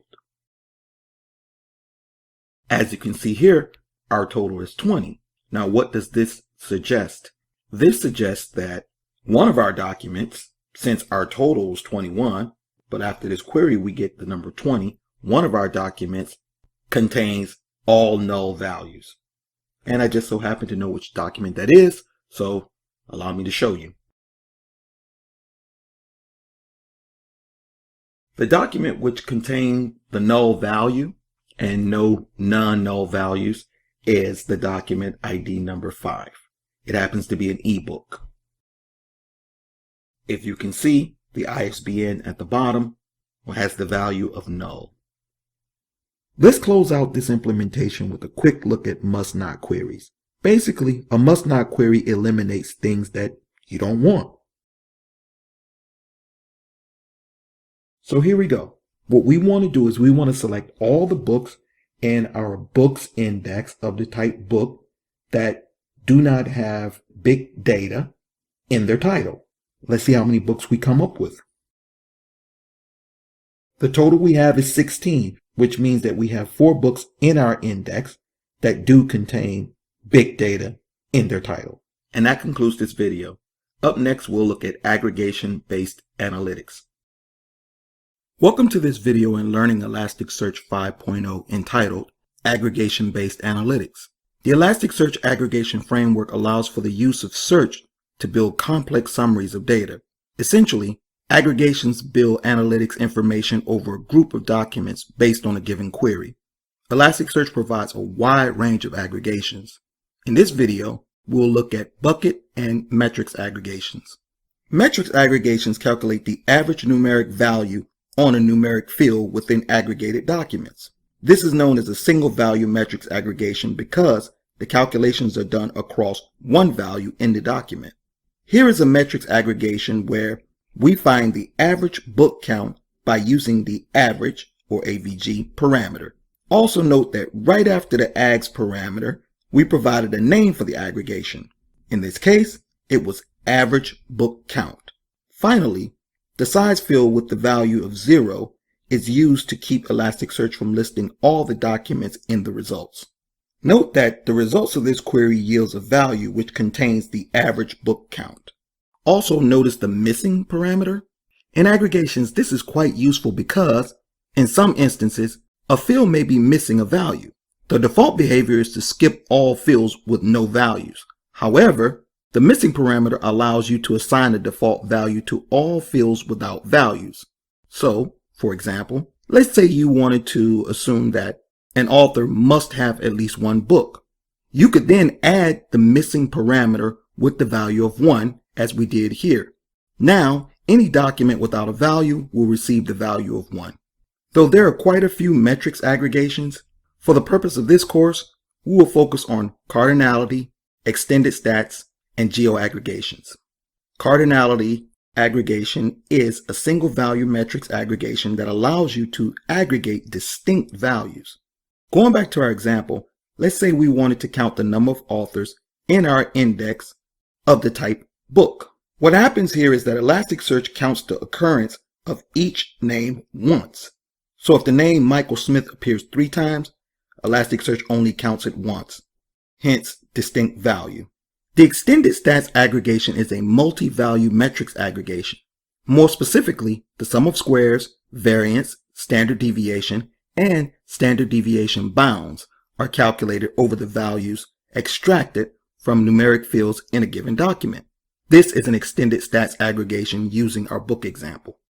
The results yield count, minimum, max, average, sum of squares, variance, standard deviation, and again, the standard deviation bounds, which is plus and minus 2 standard deviations from the mean by default. In short, extended stats aggregation is a powerful tool for data analysis. Note that the missing parameter also works with extended stat aggregation. Geo-aggregations. Each time a person visits a website, for example, longitude and latitude data can be extracted from their IP addresses. So one obvious implementation of geo-bounds would be to evaluate web logs to, say, determine if visitors are highly concentrated in a given area. This is an example of a geo-aggregation query. One thing to note here, per the mappings, is that the field should be pin.location, not just the location field. and we'll see that in the implementation video. The results yield the lon and lat, that's the longitude and the latitude, for the top left corner, and the corresponding longitude and latitude for the bottom right corner, thus creating a box. Bucket aggregations group search results in buckets. One of the most common uses of bucket aggregations is for the generation of histograms. A histogram, as you may know, is the distribution of numerical data represented in graphical form. We will cover two types of bucket aggregations here. We will look at the date histograms and the histograms. A date histogram aggregation in ElasticSearch creates a distribution of date values that are grouped into predetermined buckets. This is an example of the date histogram aggregation. Here you see we have the ags parameter, and then we have pub over time, that's the name of the aggregation, and then we have date histogram because we have to actually tell which type of aggregation we want to run. So here we're running the date underscore histogram, and then we identify the field that we want to run our analysis across. In this case, the field will be pub date, that's the publication date. And then you have to state the intervals. In this case, the interval is month, so it will be done in monthly intervals.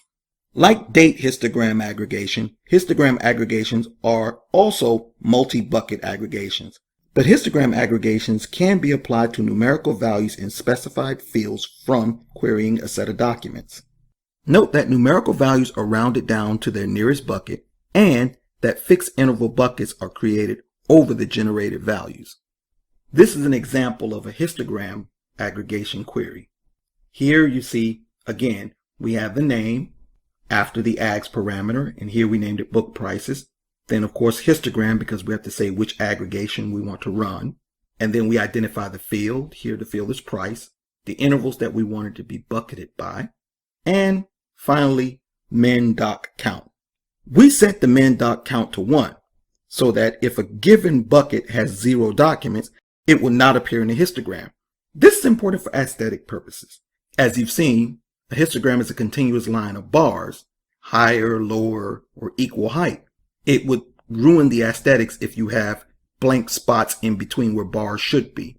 So min.count set to 1 allows you to avoid having that show up in your histogram. Finally, note that the results from this query produces a key, which is the price level. For example, the bucket size, 5, 10, 15, because we use the interval of 5 here, and the doc count, which represents the number of documents within the given bucket. And that concludes this video. Up next, we look at some practical examples of aggregations. Welcome to this video in Learning ElasticSearch 5.0 entitled Aggregations Implementation. In this video, we will walk through practical examples for metrics and bucket aggregations. More specifically, we'll start by looking at the metrics aggregation by getting the average price of books in our book corpus. We then look at how to create a perimeter around given geodata. We later move on to using a key tool for data analysis, known as the extended stats aggregation. And finally, we take a look at the date histogram. So let's get to it.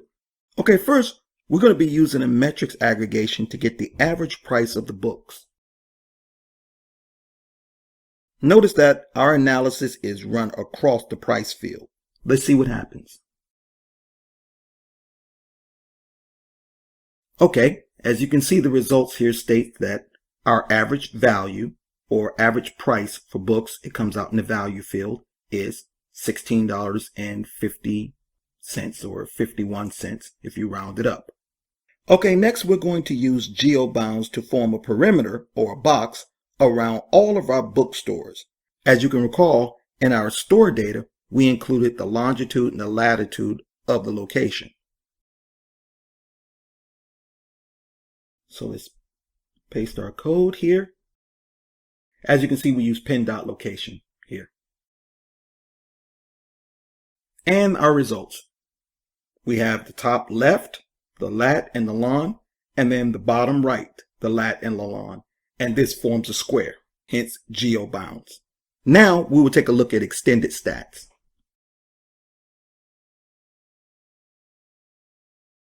As the amount of data collected continues to grow at breakneck speed, the need to quickly analyze said data has become ever important.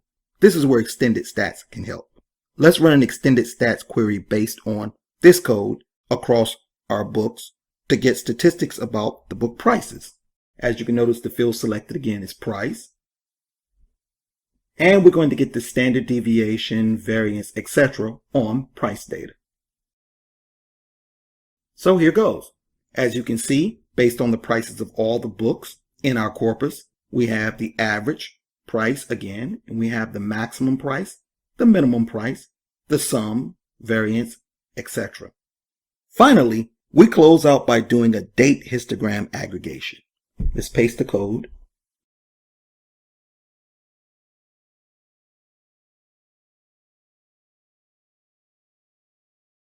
Here we put all the books that were published in the past 2 years in a histogram, which is bucketed by, as you can see, month. The intervals is month. The field we're going to evaluate is the pub date. Again, it's a date histogram. That's the type, and we named it pub over time. Above that, as you can see, we have a query, and the query that we use is the same query that we used in our range example in a previous video. This will get us all the books that were published over the past 2 years. That's what the query yields. And the aggregation will plot this in a histogram.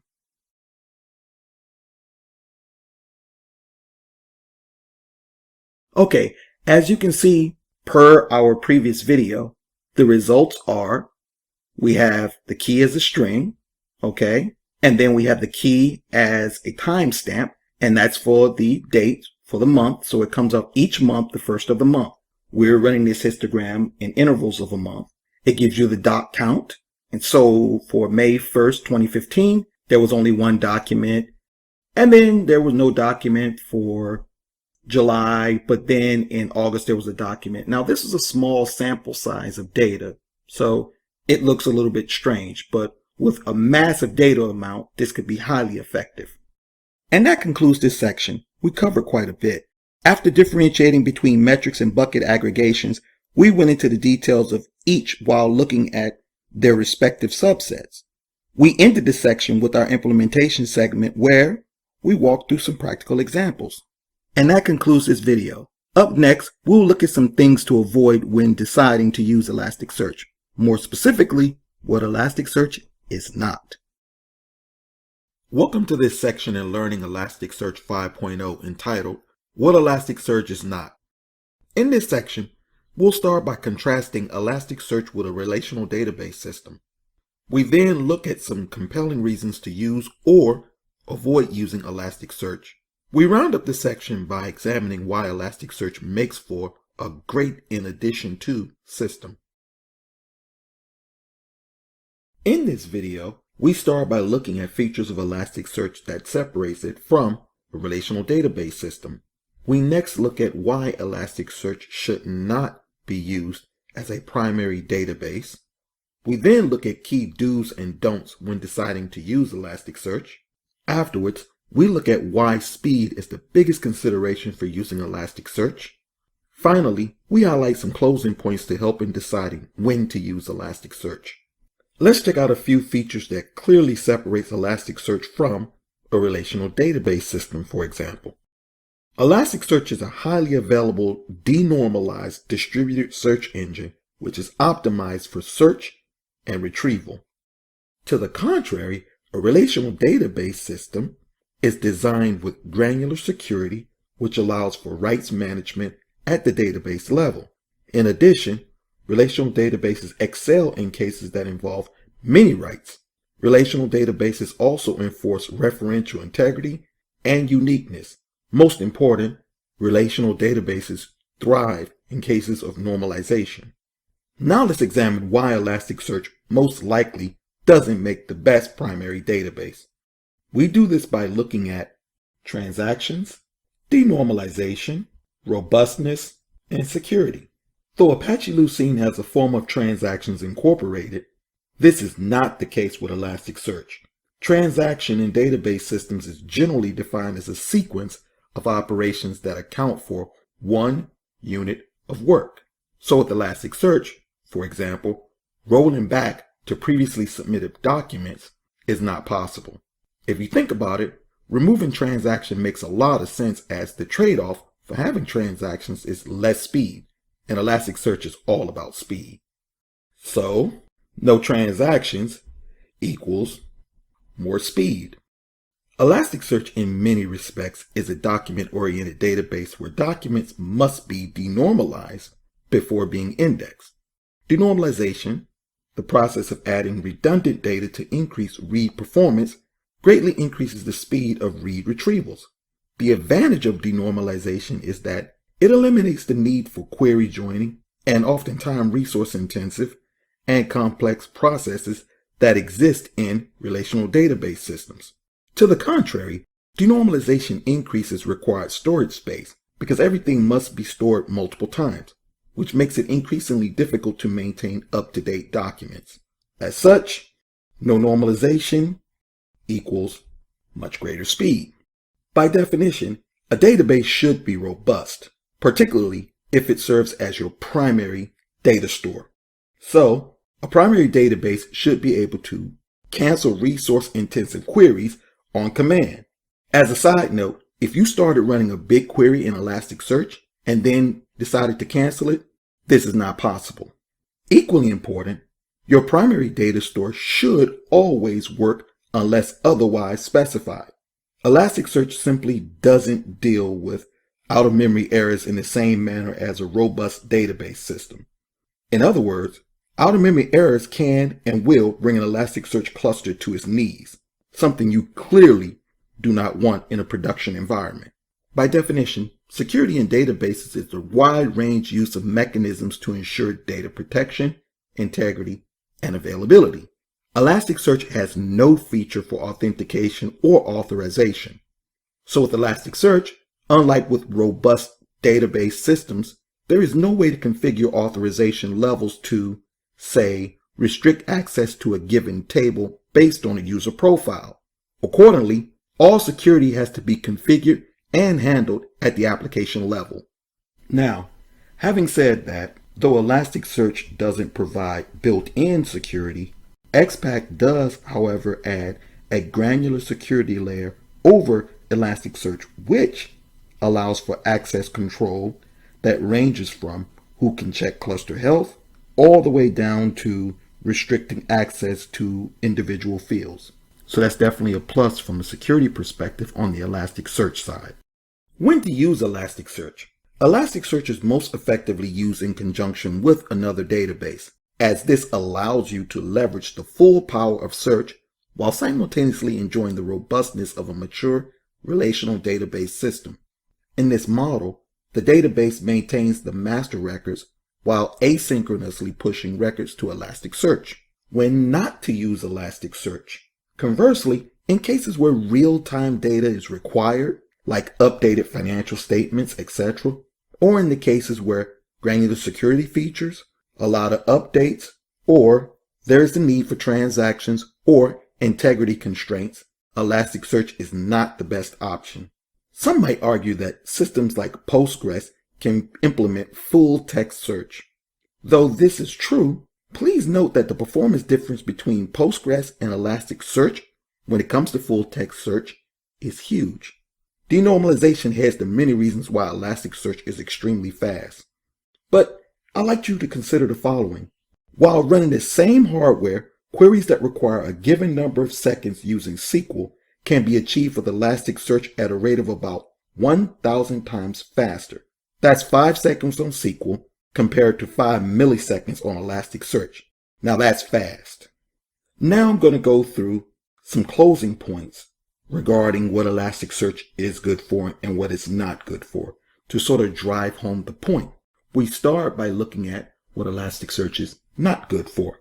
So Elasticsearch is not good for executing operations transactionally, guaranteeing that a newly created record will be unique, performing precision tasks, and ensuring data integrity. Note that in cases of write once and read many times, however, such as with web and application logs via Logstash, Elasticsearch is quite effective as a primary storage system.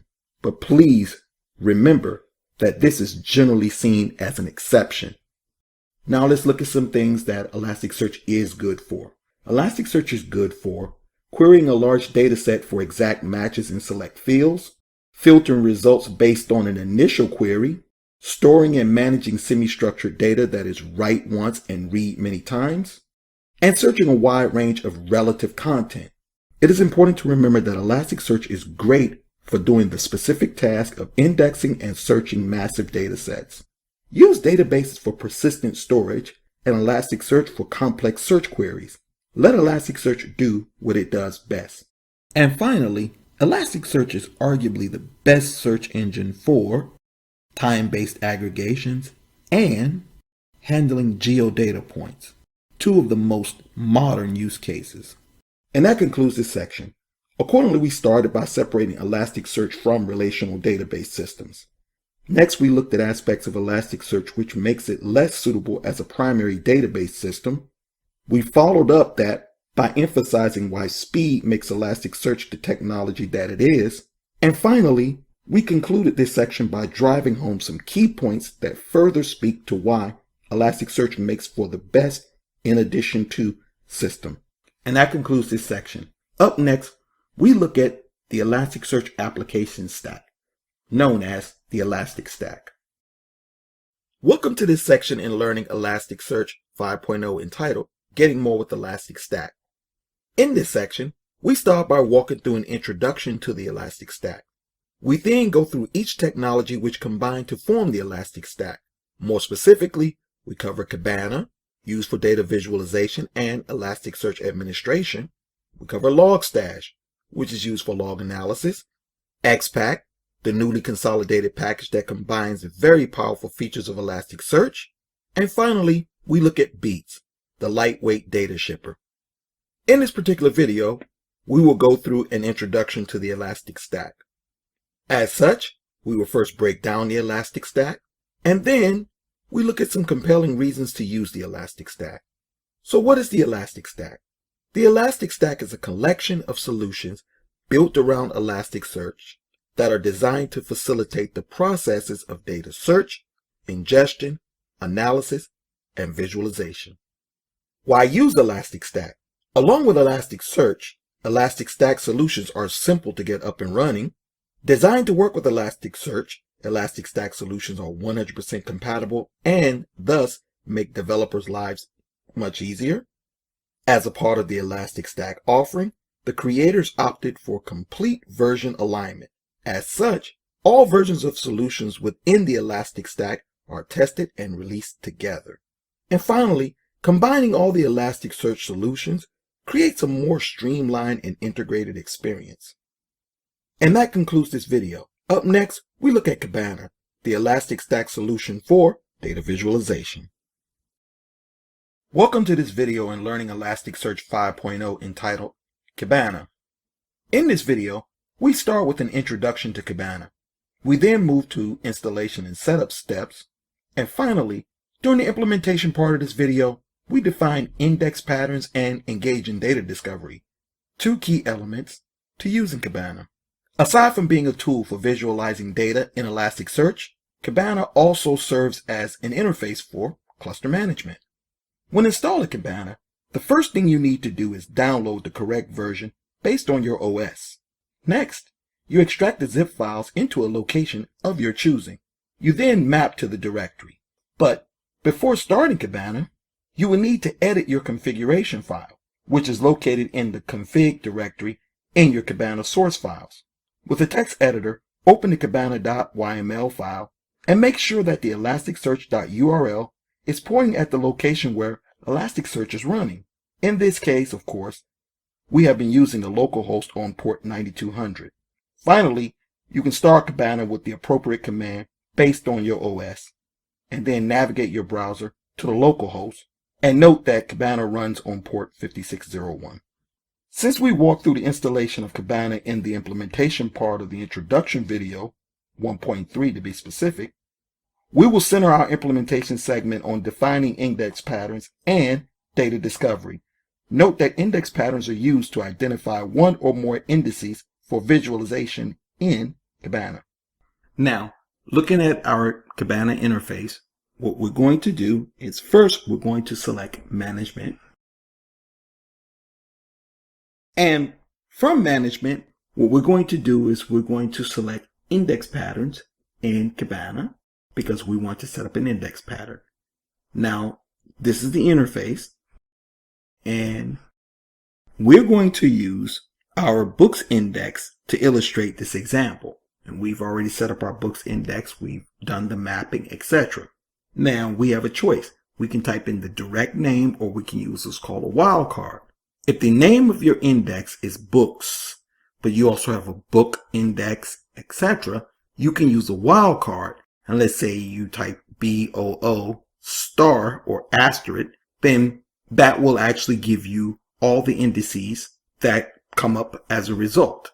But what we're going to do here right now is we're going to just directly name our index without using the wildcard. So let's go books. And now one key thing to note is up top right here, we have index contains time-based events. Sometimes your indices will have time-based events. That means fields that contain timestamps, date stamps, etc. Sometimes they won't. If your index does not contain such, you click this, which means it deselects. But if it does, you just leave it alone. Here we do have, and Kibana is cool because what it does is it auto detects the time-based field. In our case, as you know, the pub_date is time-based. So all is well. We're going to select create. So as you can see here, this creates our index pattern.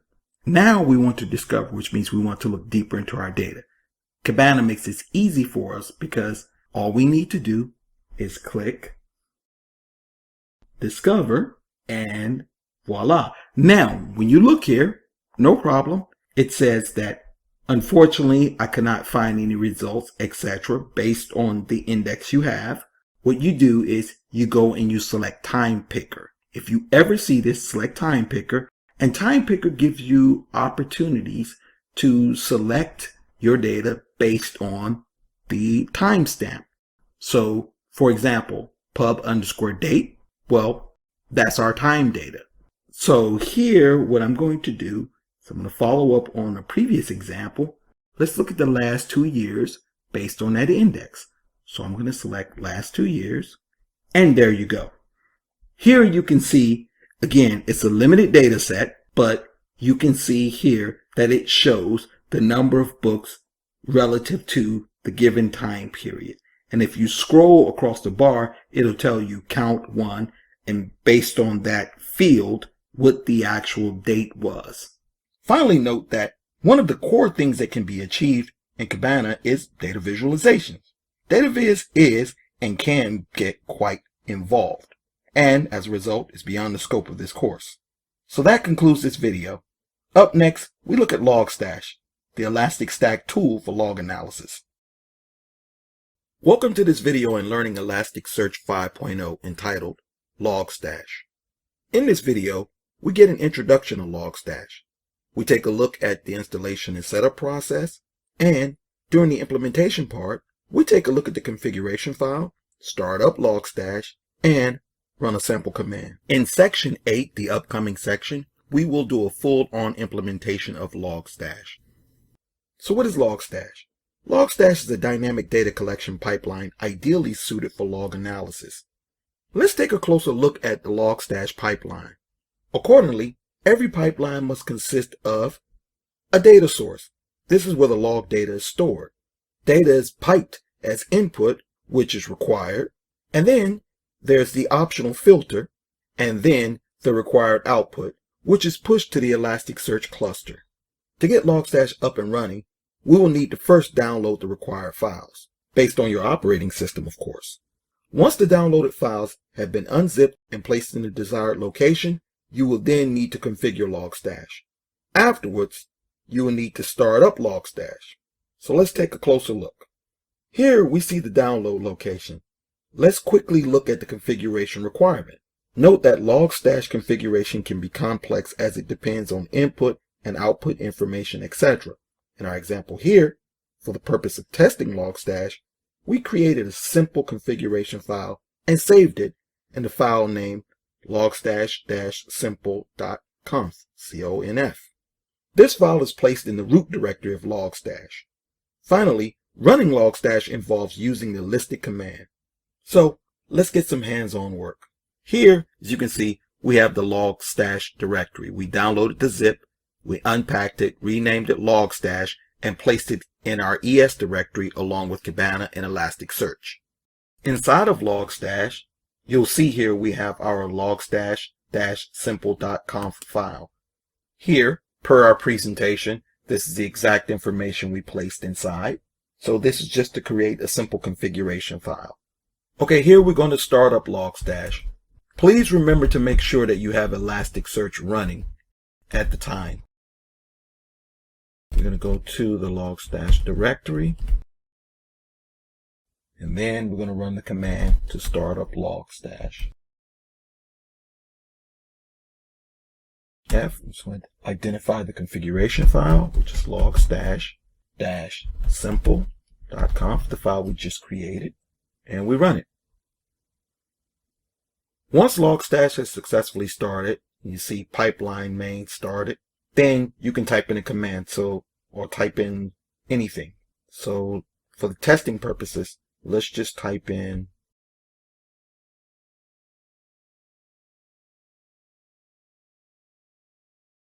and there you have it. I typed in I love Elasticsearch, and what it did was it gave all the information relative to that message. It treats I love Elasticsearch as a log message, and it created a document for it.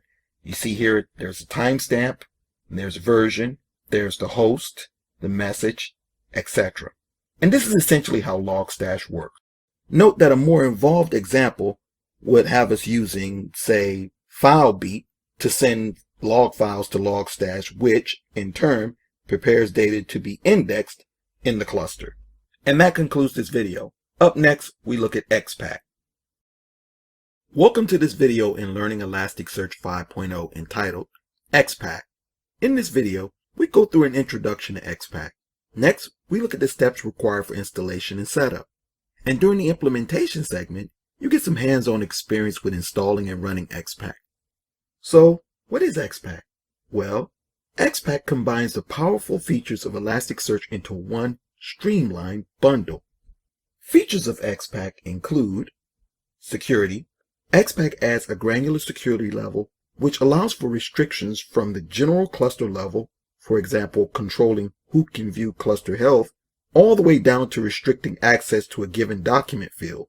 Roles management is a key feature that highlights the security of XPack. And then there's alerting.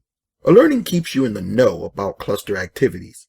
For instance, you can set alerts for social media trends, statistical anomaly detection, etc. Next, there's monitoring.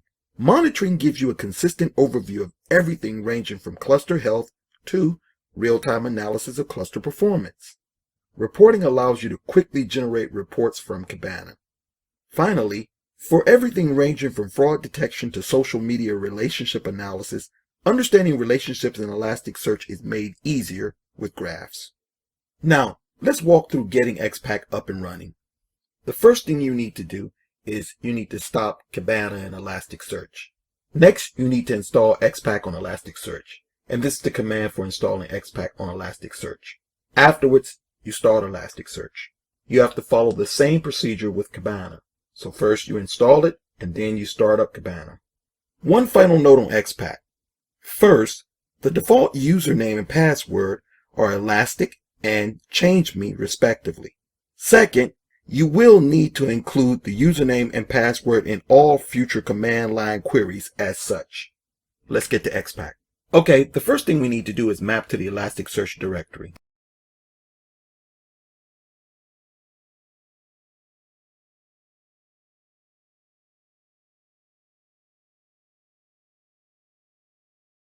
Okay, now what we need to do is run the command to install the plugin.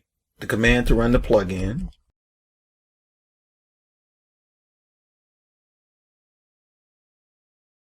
Again, install xpack. And this will install xpack.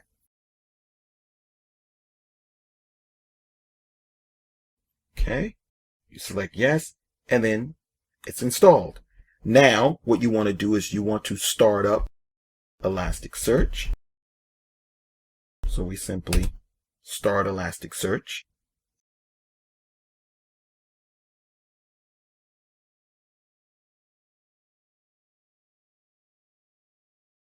Okay, now we want to install on Kibana. So we do the same thing. Okay, ES, and then we go to the Kibana directory.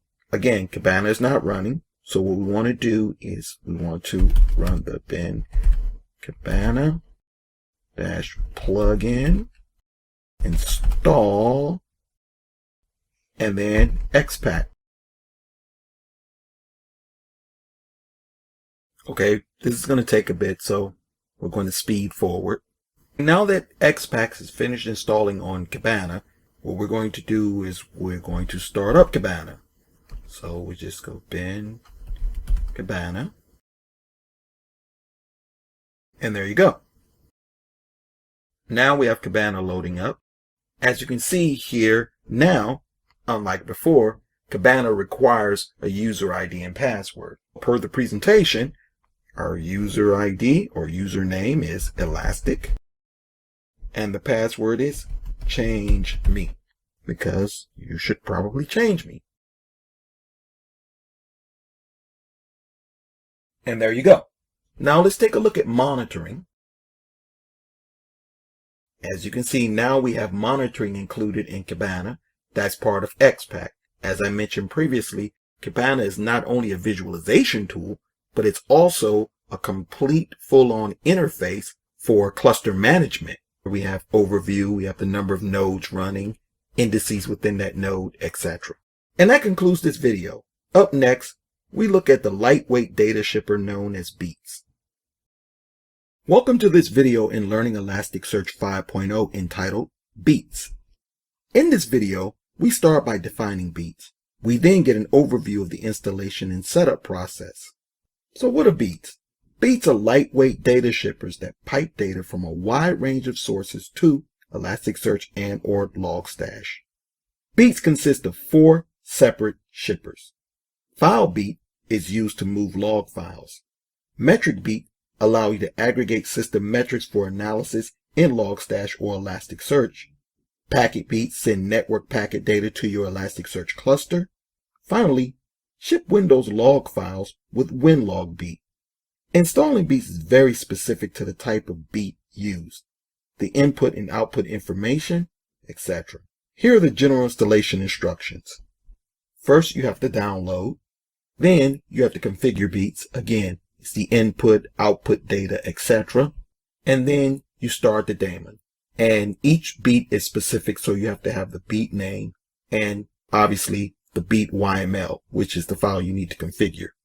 One point worth noting, we will be doing a full-on implementation of Beats. We will be using FileBeat in the next section, section 8. And that concludes this section.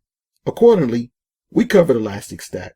More specifically, we looked at Kibana, the admin and data viz tool for ElasticSearch, Logstash, the dynamic data pipeline for log analysis, xpack, which combines powerful ElasticSearch features to bring security, monitoring, alerting, etc., and Beats, the lightweight data shipper.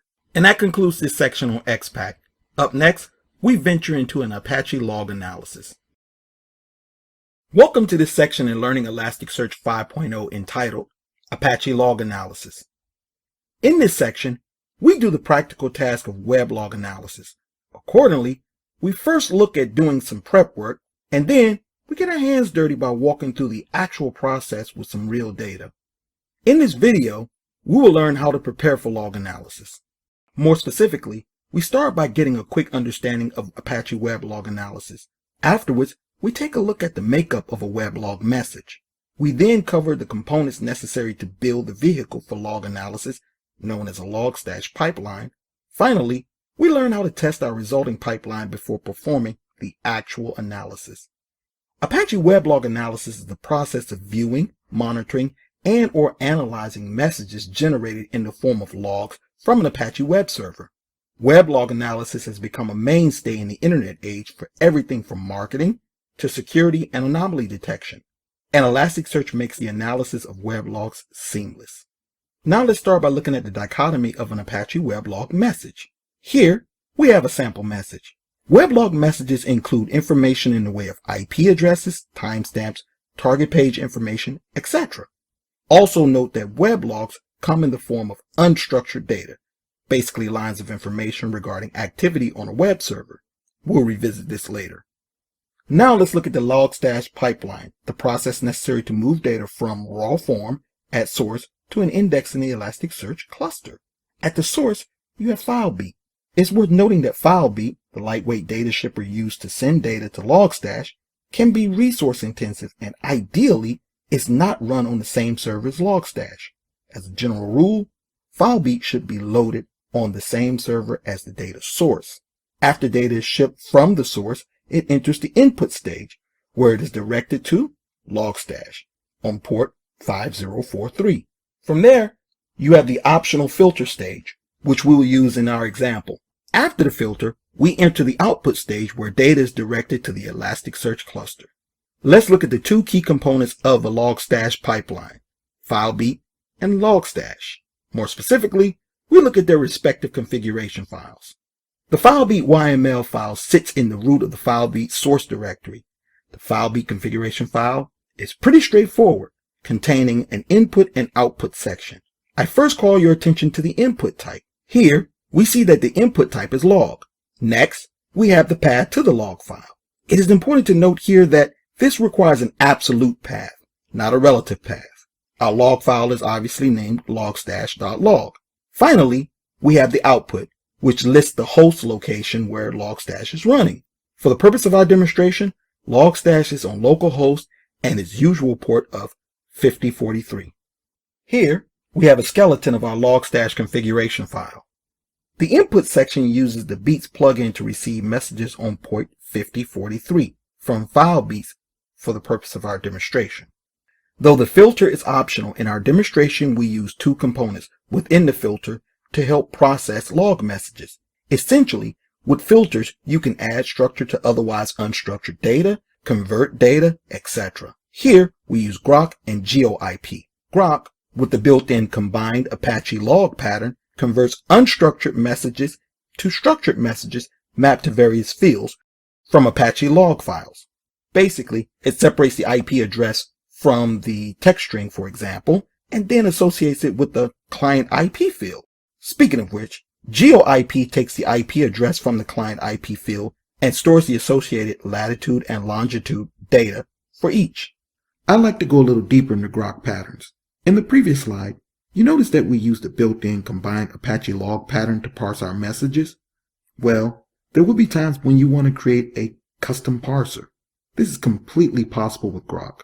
Note the example of a simple log message here. Below, we see the pattern that corresponds to each. When you put it all together, this is how you would create custom patterns in Grok. Finally, we have the output. Notice we have listed two. Well, the first output simply prints to the screen and is used for testing purposes only, while the second is used to actually send data to the Elasticsearch cluster. It's worth mentioning that you should probably test your Logstash pipeline before officially running it.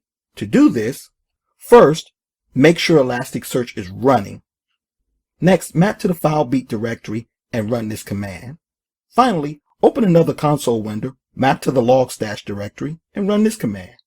Notice the config.test and exit option.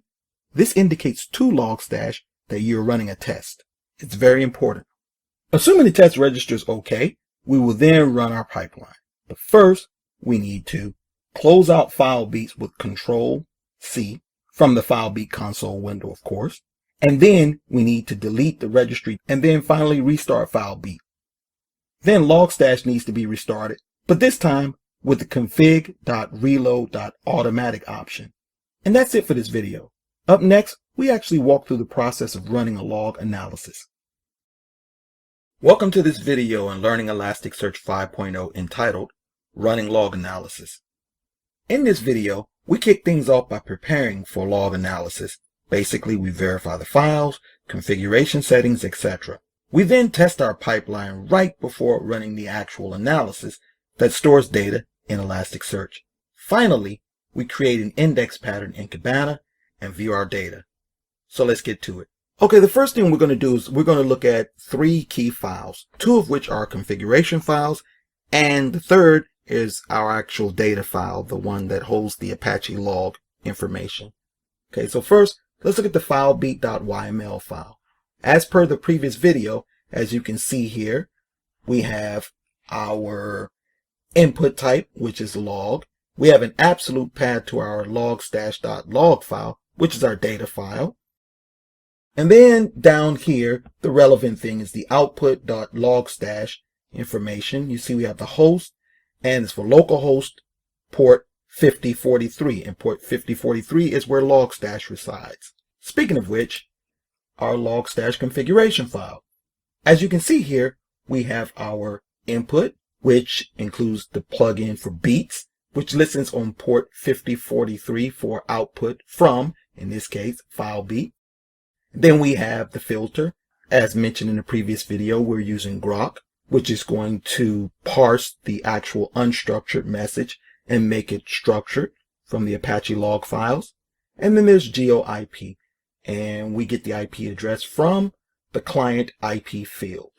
Finally, there's the output. Here, we're going to test first, and that's why we're using the codex with the value Ruby debug. You have here a standard Apache log file. As you can see, we have the IP address, timestamp, etc. Okay, the first thing we need to do is start up FileBeat. So in doing that, we're going to need to map to the FileBeat directory.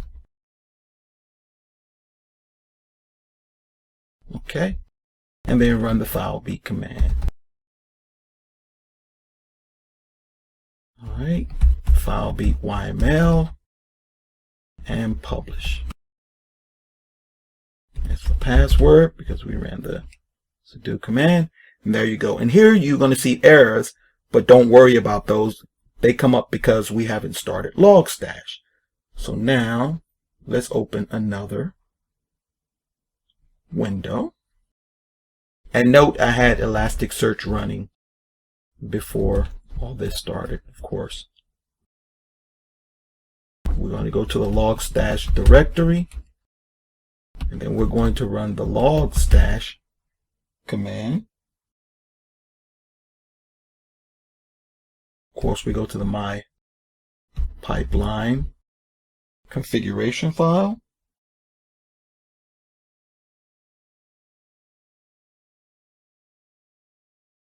And exit.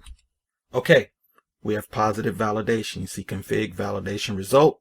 Okay, now we want to actually run our pipeline. But before we do that, we have to do a couple of things. The first thing we need to do is update our Logstash configuration file.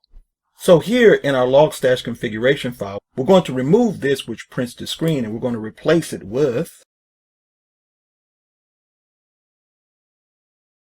this ElasticSearch, where we list our host. Our host obviously is on port 9200, which is where the ElasticSearch cluster resides. We save this. And now we have to come back to FileBeat and do something quickly. We need to, first of all, stop it. And we need to delete the registry file because we're going to run across the same data, the same command again. So we need to delete that. And then we rerun our FileBeat command.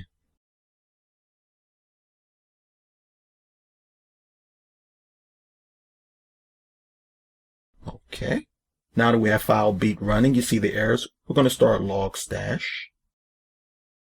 But this time we're going to start Logstash with the remote automatic option, which is important because it allows you to update the Logstash configuration file without having to stop and then restart Logstash. So let's do that.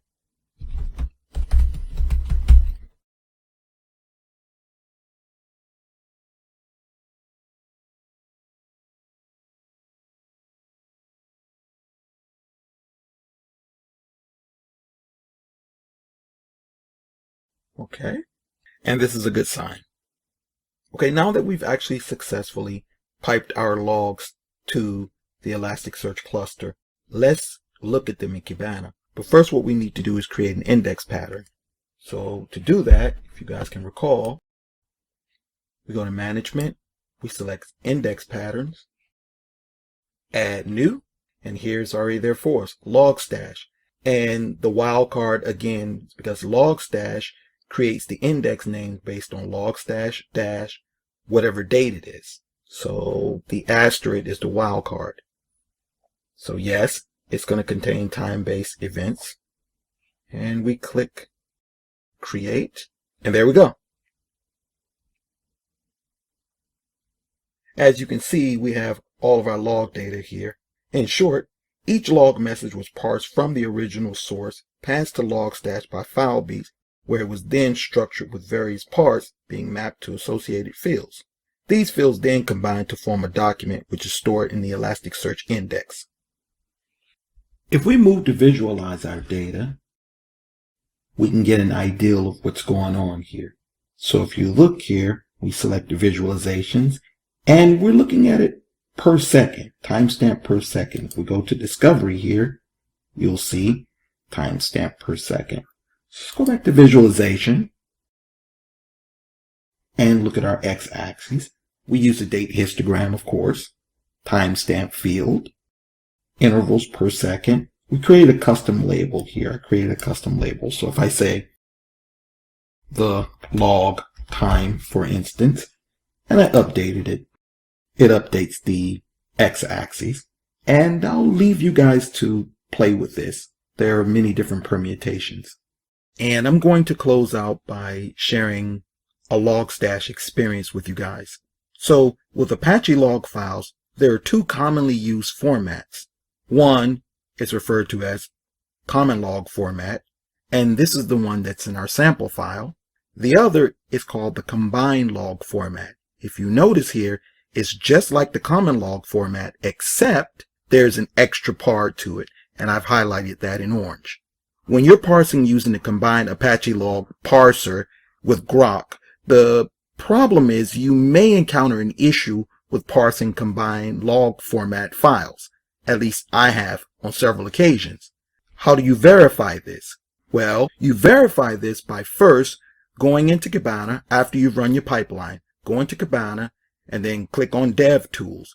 Run the command to check out the mapping. So you want to look at the Logstash index, and that's going to probably be Logstash dash the current date if you're using the default settings for Logstash / mapping to call the mapping API. Look for fields like the client IP field.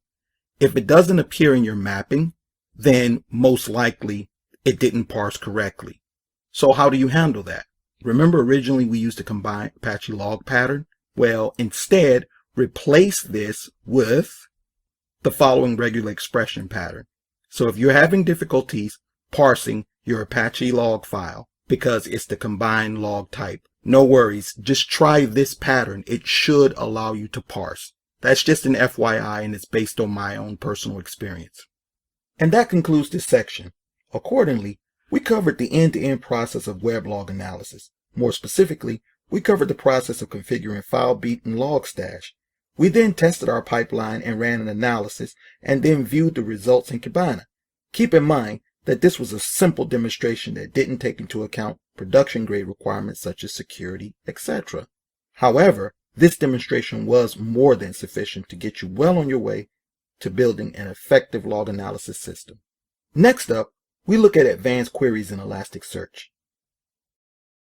Welcome to this section in Learning Elasticsearch 5.0 entitled Advanced Elasticsearch Queries. In this section, we look at some advanced queries and techniques in Elasticsearch.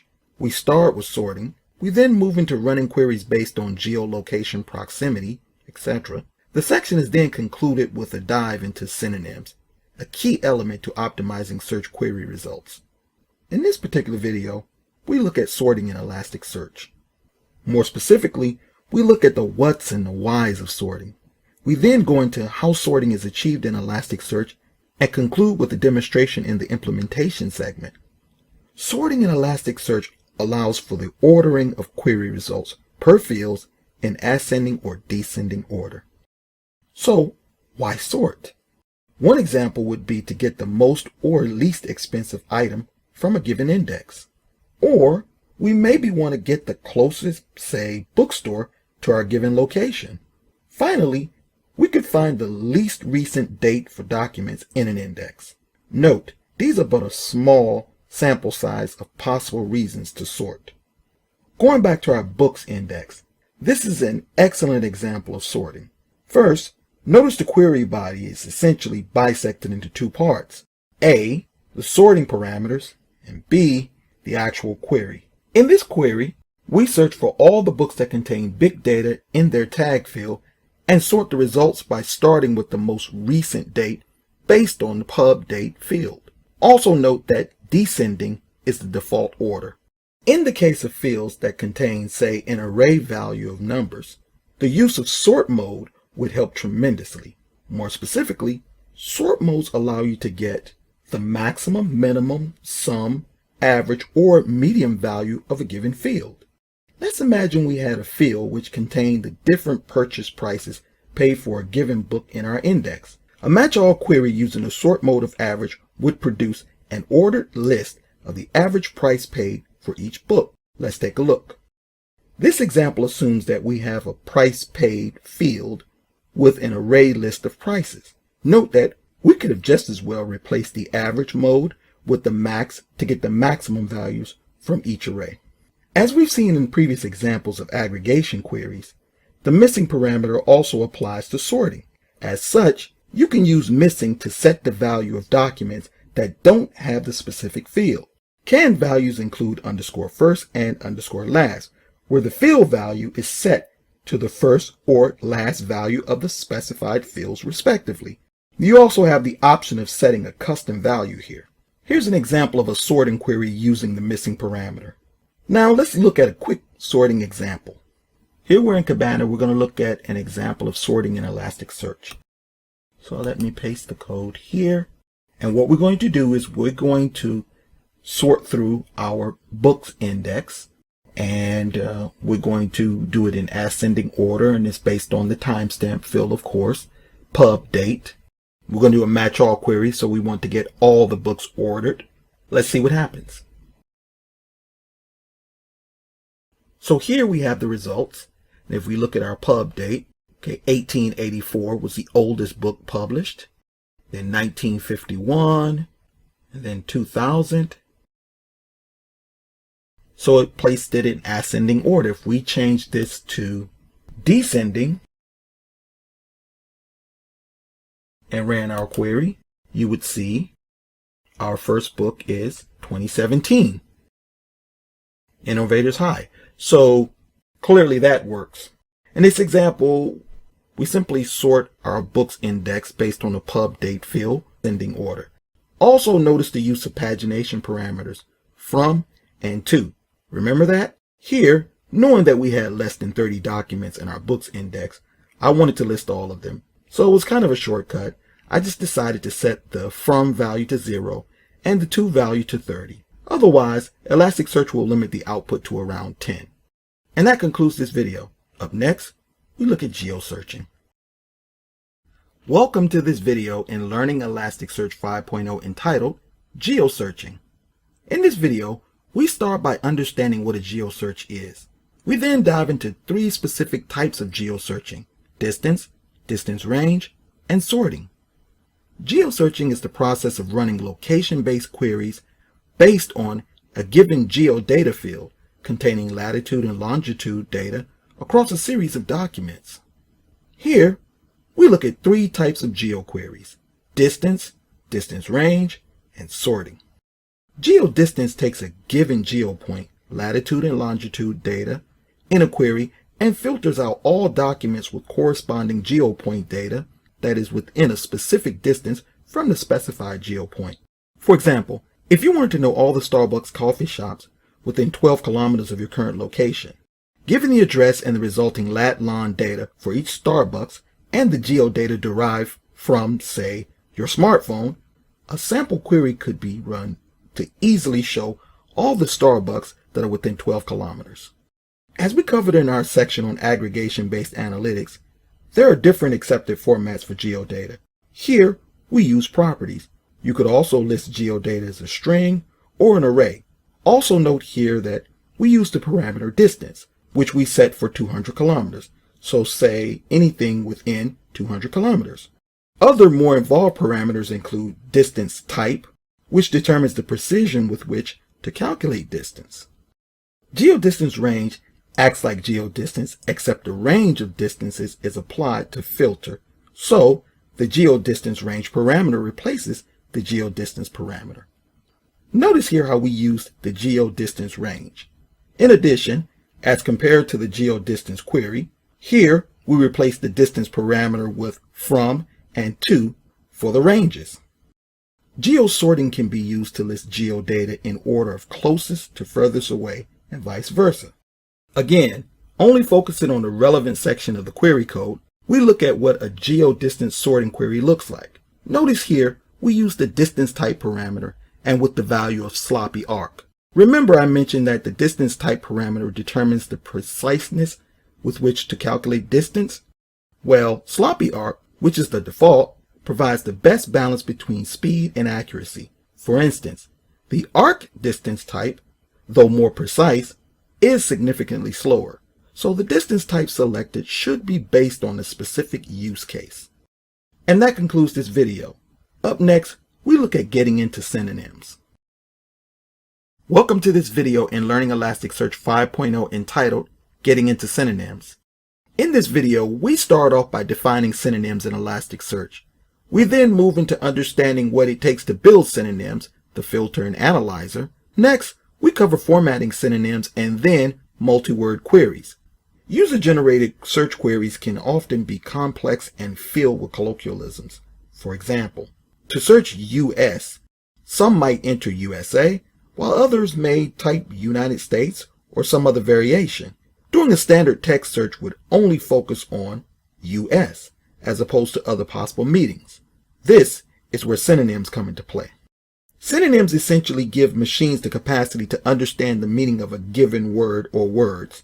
More specifically, they help search engines to identify related concepts. So how do synonyms work?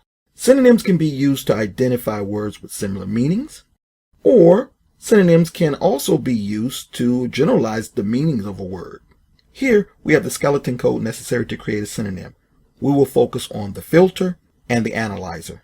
Here we have the synonym filter. First notice the name, the ES filter. We will need this when building our analyzer. And for the sake of simplicity, make the filter name intuitive. Next, we have the type parameter, which has the value of synonym. Finally, we have our synonyms array object. Here, we have what is known as a simple expansion synonym. We'll get into that a little later. Now we have the analyzer. Again, we have the name, which is the_es, and then we use a standard tokenizer. The thing to note here, however, is how we reference the filter by name, the ES filter, in the filter argument. Let's look at formatting synonyms. First, we look at what is known as a simple contraction. Simple contraction allows multiple words to be associated with one word. With a simple contraction, you can specify a list of words on the left side, separated by the equal sign combined with the greater than symbol, with the right side containing one or more words of the same meaning. So for example, here, anytime artificial intelligence or deep learning appears in a query, they are immediately replaced with AI. In the second case, both terms are replaced with AI and cyborg. And then there's the simple expansion, which is a list of similar words.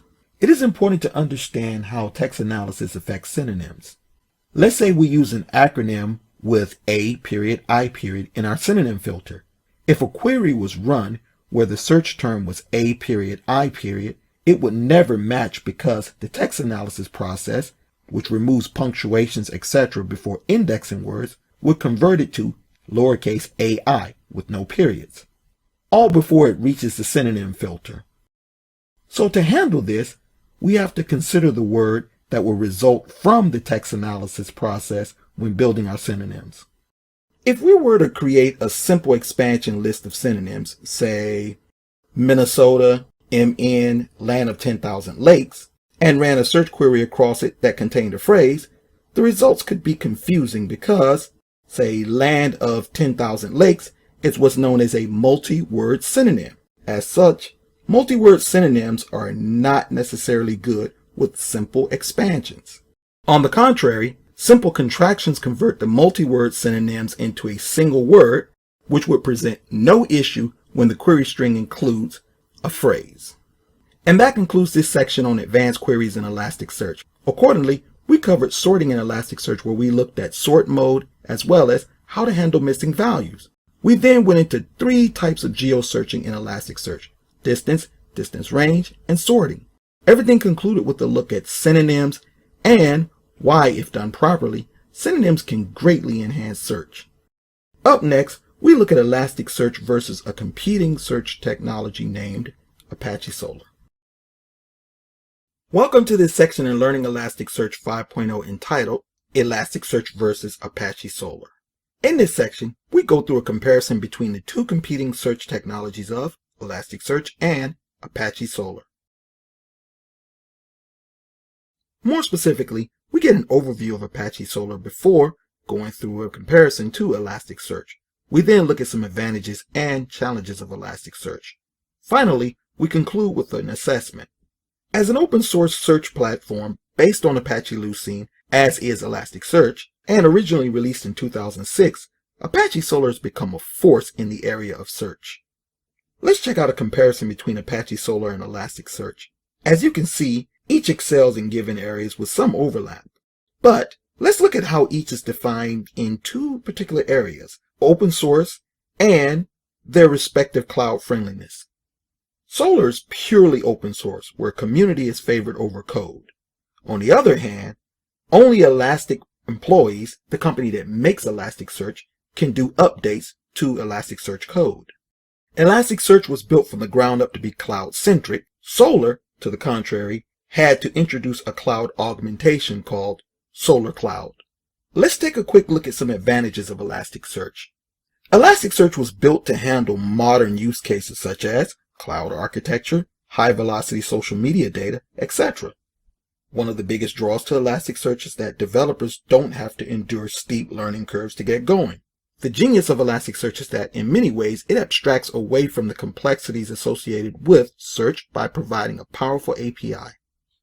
As a search technology designed for modern use cases, the presence of an analytics engine makes total sense. Elasticsearch streamlines and, in many ways, simplifies the process of generating analytics. And now for some challenges.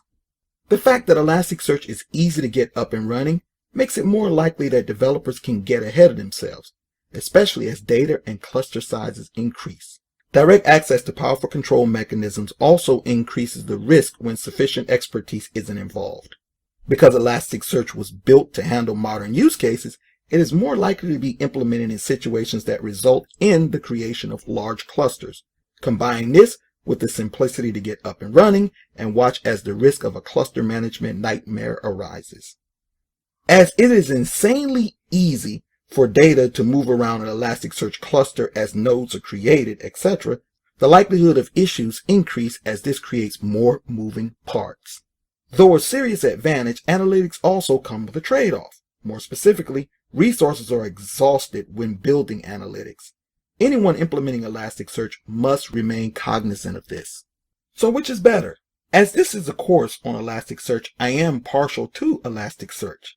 Elasticsearch has more upside when it comes to initial startup costs due to its language agnostic nature, simplicity, easy setup and powerful API, and modern use cases, particularly with built-in analytics and out-of-the-box cloud compatibility. Having said that, both of these search technologies can achieve optimal performance when properly implemented. As I've seen in industry, Companies that are Java shops and thus have mostly Java developers tend to lean towards Java-centric technologies such as Solr. Conversely, the rise of tech startups combined with the usual higher costs for Java developers has led many new tech ventures to side with the language-agnostic ElasticSearch. Not to mention, a direct path to generating analytics is especially attractive to firms that provide data-centric solutions, from machine learning to social media analysis, etc. That concludes this section. Accordingly, we looked at Apache Solr. We then did a comparison between ElasticSearch and Apache Solr. We rounded up by identifying some advantages and challenges of ElasticSearch along with some closing points. This concludes the course on ElasticSearch 5.0. Always remember that the keys to success with any technology are knowledge and experience. As such, I hope that this course will serve as a springboard in your quest to becoming an expert in ElasticSearch. Thanks.